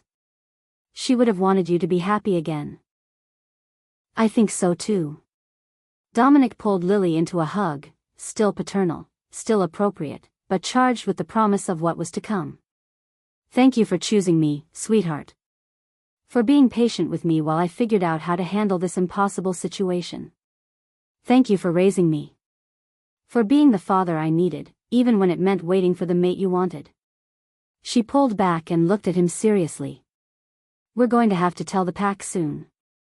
Prepare them. Some of them won't understand. I know. And we'll handle it together. Dominic stood and pulled her to her feet. But not tonight. Tonight is your birthday, and you have a party full of people waiting to celebrate you. Let's get back before they send a search party. Marcus already knows we left. He's probably guarding the door to make sure no one interrupts. Lily laughed. He's been suspiciously supportive of me spending time alone with you lately. Your godfather is many things, including an incurable romantic under all that beta professionalism. Dominic offered her his arm. Come on. Let's go show the pack their little light is still here, still theirs, still the girl they've loved for 10 years. But growing up fast, Lily said, taking his arm. 3 more years, Dom. Then everything changes. Everything changes, he agreed. But some things stay the same. I'll always be your father, your protector, your alpha. The bond doesn't erase that, it builds on it. They returned to the party together, and the pack welcomed them back with cheers and demands for cake. Dominic watched Lily blow out 15 candles, watched her laugh with her friends, watched her dance with James and Marcus and a dozen other pack members who'd helped raise her. And he felt content. Patient. Sure of the future in a way he hadn't been since Catherine's death. 3 more years. Then the woman Lily would become and the man he'd become while raising her could finally explore what the moon goddess had been building between them all along. It was worth the wait. They stood on the observation deck 2 hours later, the party winding down below. Lily had kicked off her heels and stood barefoot beside Dominic, looking out over the pack lands that would someday be hers to help lead. I love this view, she said quietly. I used to come up here when I was little and couldn't sleep. I'd watch the territory and feel safe, knowing you were keeping everyone protected. You'll help me keep them protected soon enough. Dominic smiled. 3 more years of training, and you'll be formidable enough to challenge any threat. I'm already formidable, Lily said with mock indignation. I beat Marcus 3 times this morning. Yes, he mentioned that. Multiple times. They stood in comfortable silence, 2 souls bound by fate but waiting for time to catch up with destiny. Below, pack members laughed and celebrated, unaware that their little light and their alpha king were planning a future that would shock some and delight others. A future that was still 3 years away but felt inevitable as the sunrise. Thank you, Lily said suddenly. For everything. For taking me in when I was scared and alone. For believing me about Ethan. For protecting me from Victoria. For being patient when most men wouldn't have been. For giving me time to grow up. She looked at him, and moonlight caught the tears in her eyes. Thank you for being exactly what I needed, when I needed it. You saved me too, Dominic said softly. I was drowning in grief after Catherine died. You gave me purpose, gave me reason to keep going. These 10 years of watching you grow have been some of the best of my life, complicated emotions and all. 3 more, Lily said. Then we can stop waiting. 3 more, Dominic agreed. They stood there, Alpha King and Future Queen, bound by a promise made 10 years ago by a 5-year-old's wolf and finally acknowledged in the present. 3 more years of patience. 3 more years of growth. 3 more years until everything they'd been carefully building could finally. A howl split the night. Then another. The warning call of border sentries, followed immediately by the sharp alarm of wolves in distress. Dominic's body tensed instantly. Beside him, Lily had gone rigid, her wolf rising to the surface as she scented the air. Something's wrong, she said. They were moving before the messenger reached them, racing down from the observation deck. Marcus met them in the main hall, his expression grim. We have a problem. A big one. Report, Dominic commanded. Victoria. She's been spotted leading a rogue army, at least 200 strong, maybe more. They're massing at the western border. Marcus's jaw tightened. And she sent a message. She's coming for revenge. For you, for the pack, and especially for Lily. The room went deathly quiet. Pack members who'd been celebrating moments ago now looked to their alpha with fear and determination in equal measure. Dominic felt his wolf surge forward, rage and protectiveness warring for dominance. Victoria. The she-wolf he'd exiled 10 years ago, who'd murdered Catherine and tried to poison Lily. Who'd lost everything and apparently spent the last decade building an army to take it all back. When? He asked coldly. 3 days. Maybe 4. They're gathering more rogues as they travel. Marcus looked at Lily. She specifically mentioned the White Wolf. Says she's going to kill the witness who ruined her life, then take her rightful place as Luna Queen. Over my dead body, Lily said quietly, but her voice carried the promise of violence. 10 years of training, 10 years of growing into her power, and now Victoria was giving her a target for all that carefully honed skill. We'll be ready for her. Dominic's voice rang with alpha authority. Call in every warrior. Reinforce the borders. Set up defensive positions at every weak point in our territory line. We have 3 days to prepare for war. The pack exploded into organized chaos as wolves rushed to follow his orders. But Dominic caught Lily's arm before she could join them. This is going to be dangerous. Victoria has been planning this for a decade. She'll have strategies, dark magic, maybe even allies we don't know about. He met her eyes. I need you to stay safe. To stay protected. No. Lily's voice was firm. I'm not hiding while our pack fights. I'm not the scared 5-year-old anymore, Dom. I'm 15, I'm trained, and I'm a white wolf. I can help. You're also the future of this pack. The witness who put Victoria in exile. She'll target you specifically. Good. Let her. Lily's eyes flashed with power. I'm not afraid of Victoria. I wasn't afraid of her when I was 5 and survived her poison. I'm certainly not afraid of her now. She stepped closer. We fight her together. Alpha King and White Wolf. Just like we've done everything else for the past 10 years, together. Dominic wanted to argue. Wanted to lock her in the safest room in the pack house and station 50 guards outside. Wanted to protect her the way he'd been protecting her since she was 5. But she wasn't 5 anymore. She was 15, powerful, and looking at him with a determination that reminded him why he'd fallen in love with her in the first place. Together, he agreed finally. But you follow my orders in battle. No heroics, no unnecessary risks. Same goes for you, Lily shot back. No sacrificing yourself to protect me. We both survive this, or what's the point of waiting 3 more years? Despite everything, Dominic smiled. Deal. They turned to face the chaos of preparation together, and Dominic felt something settle into place. For 10 years, he'd protected Lily. Raised her. Waited for her. Now, finally, they'd fight together. Equals in battle, even if the bond wouldn't fully manifest for 3 more years. Victoria was coming with an army. But she'd face an Alpha King in his prime and a White Wolf who'd been building toward this confrontation for a decade. And together, they were unstoppable. 3 more years, Lily whispered as they descended into the controlled chaos. We just have to survive 3 more years, and then everything we've waited for can begin. We'll survive, Dominic promised.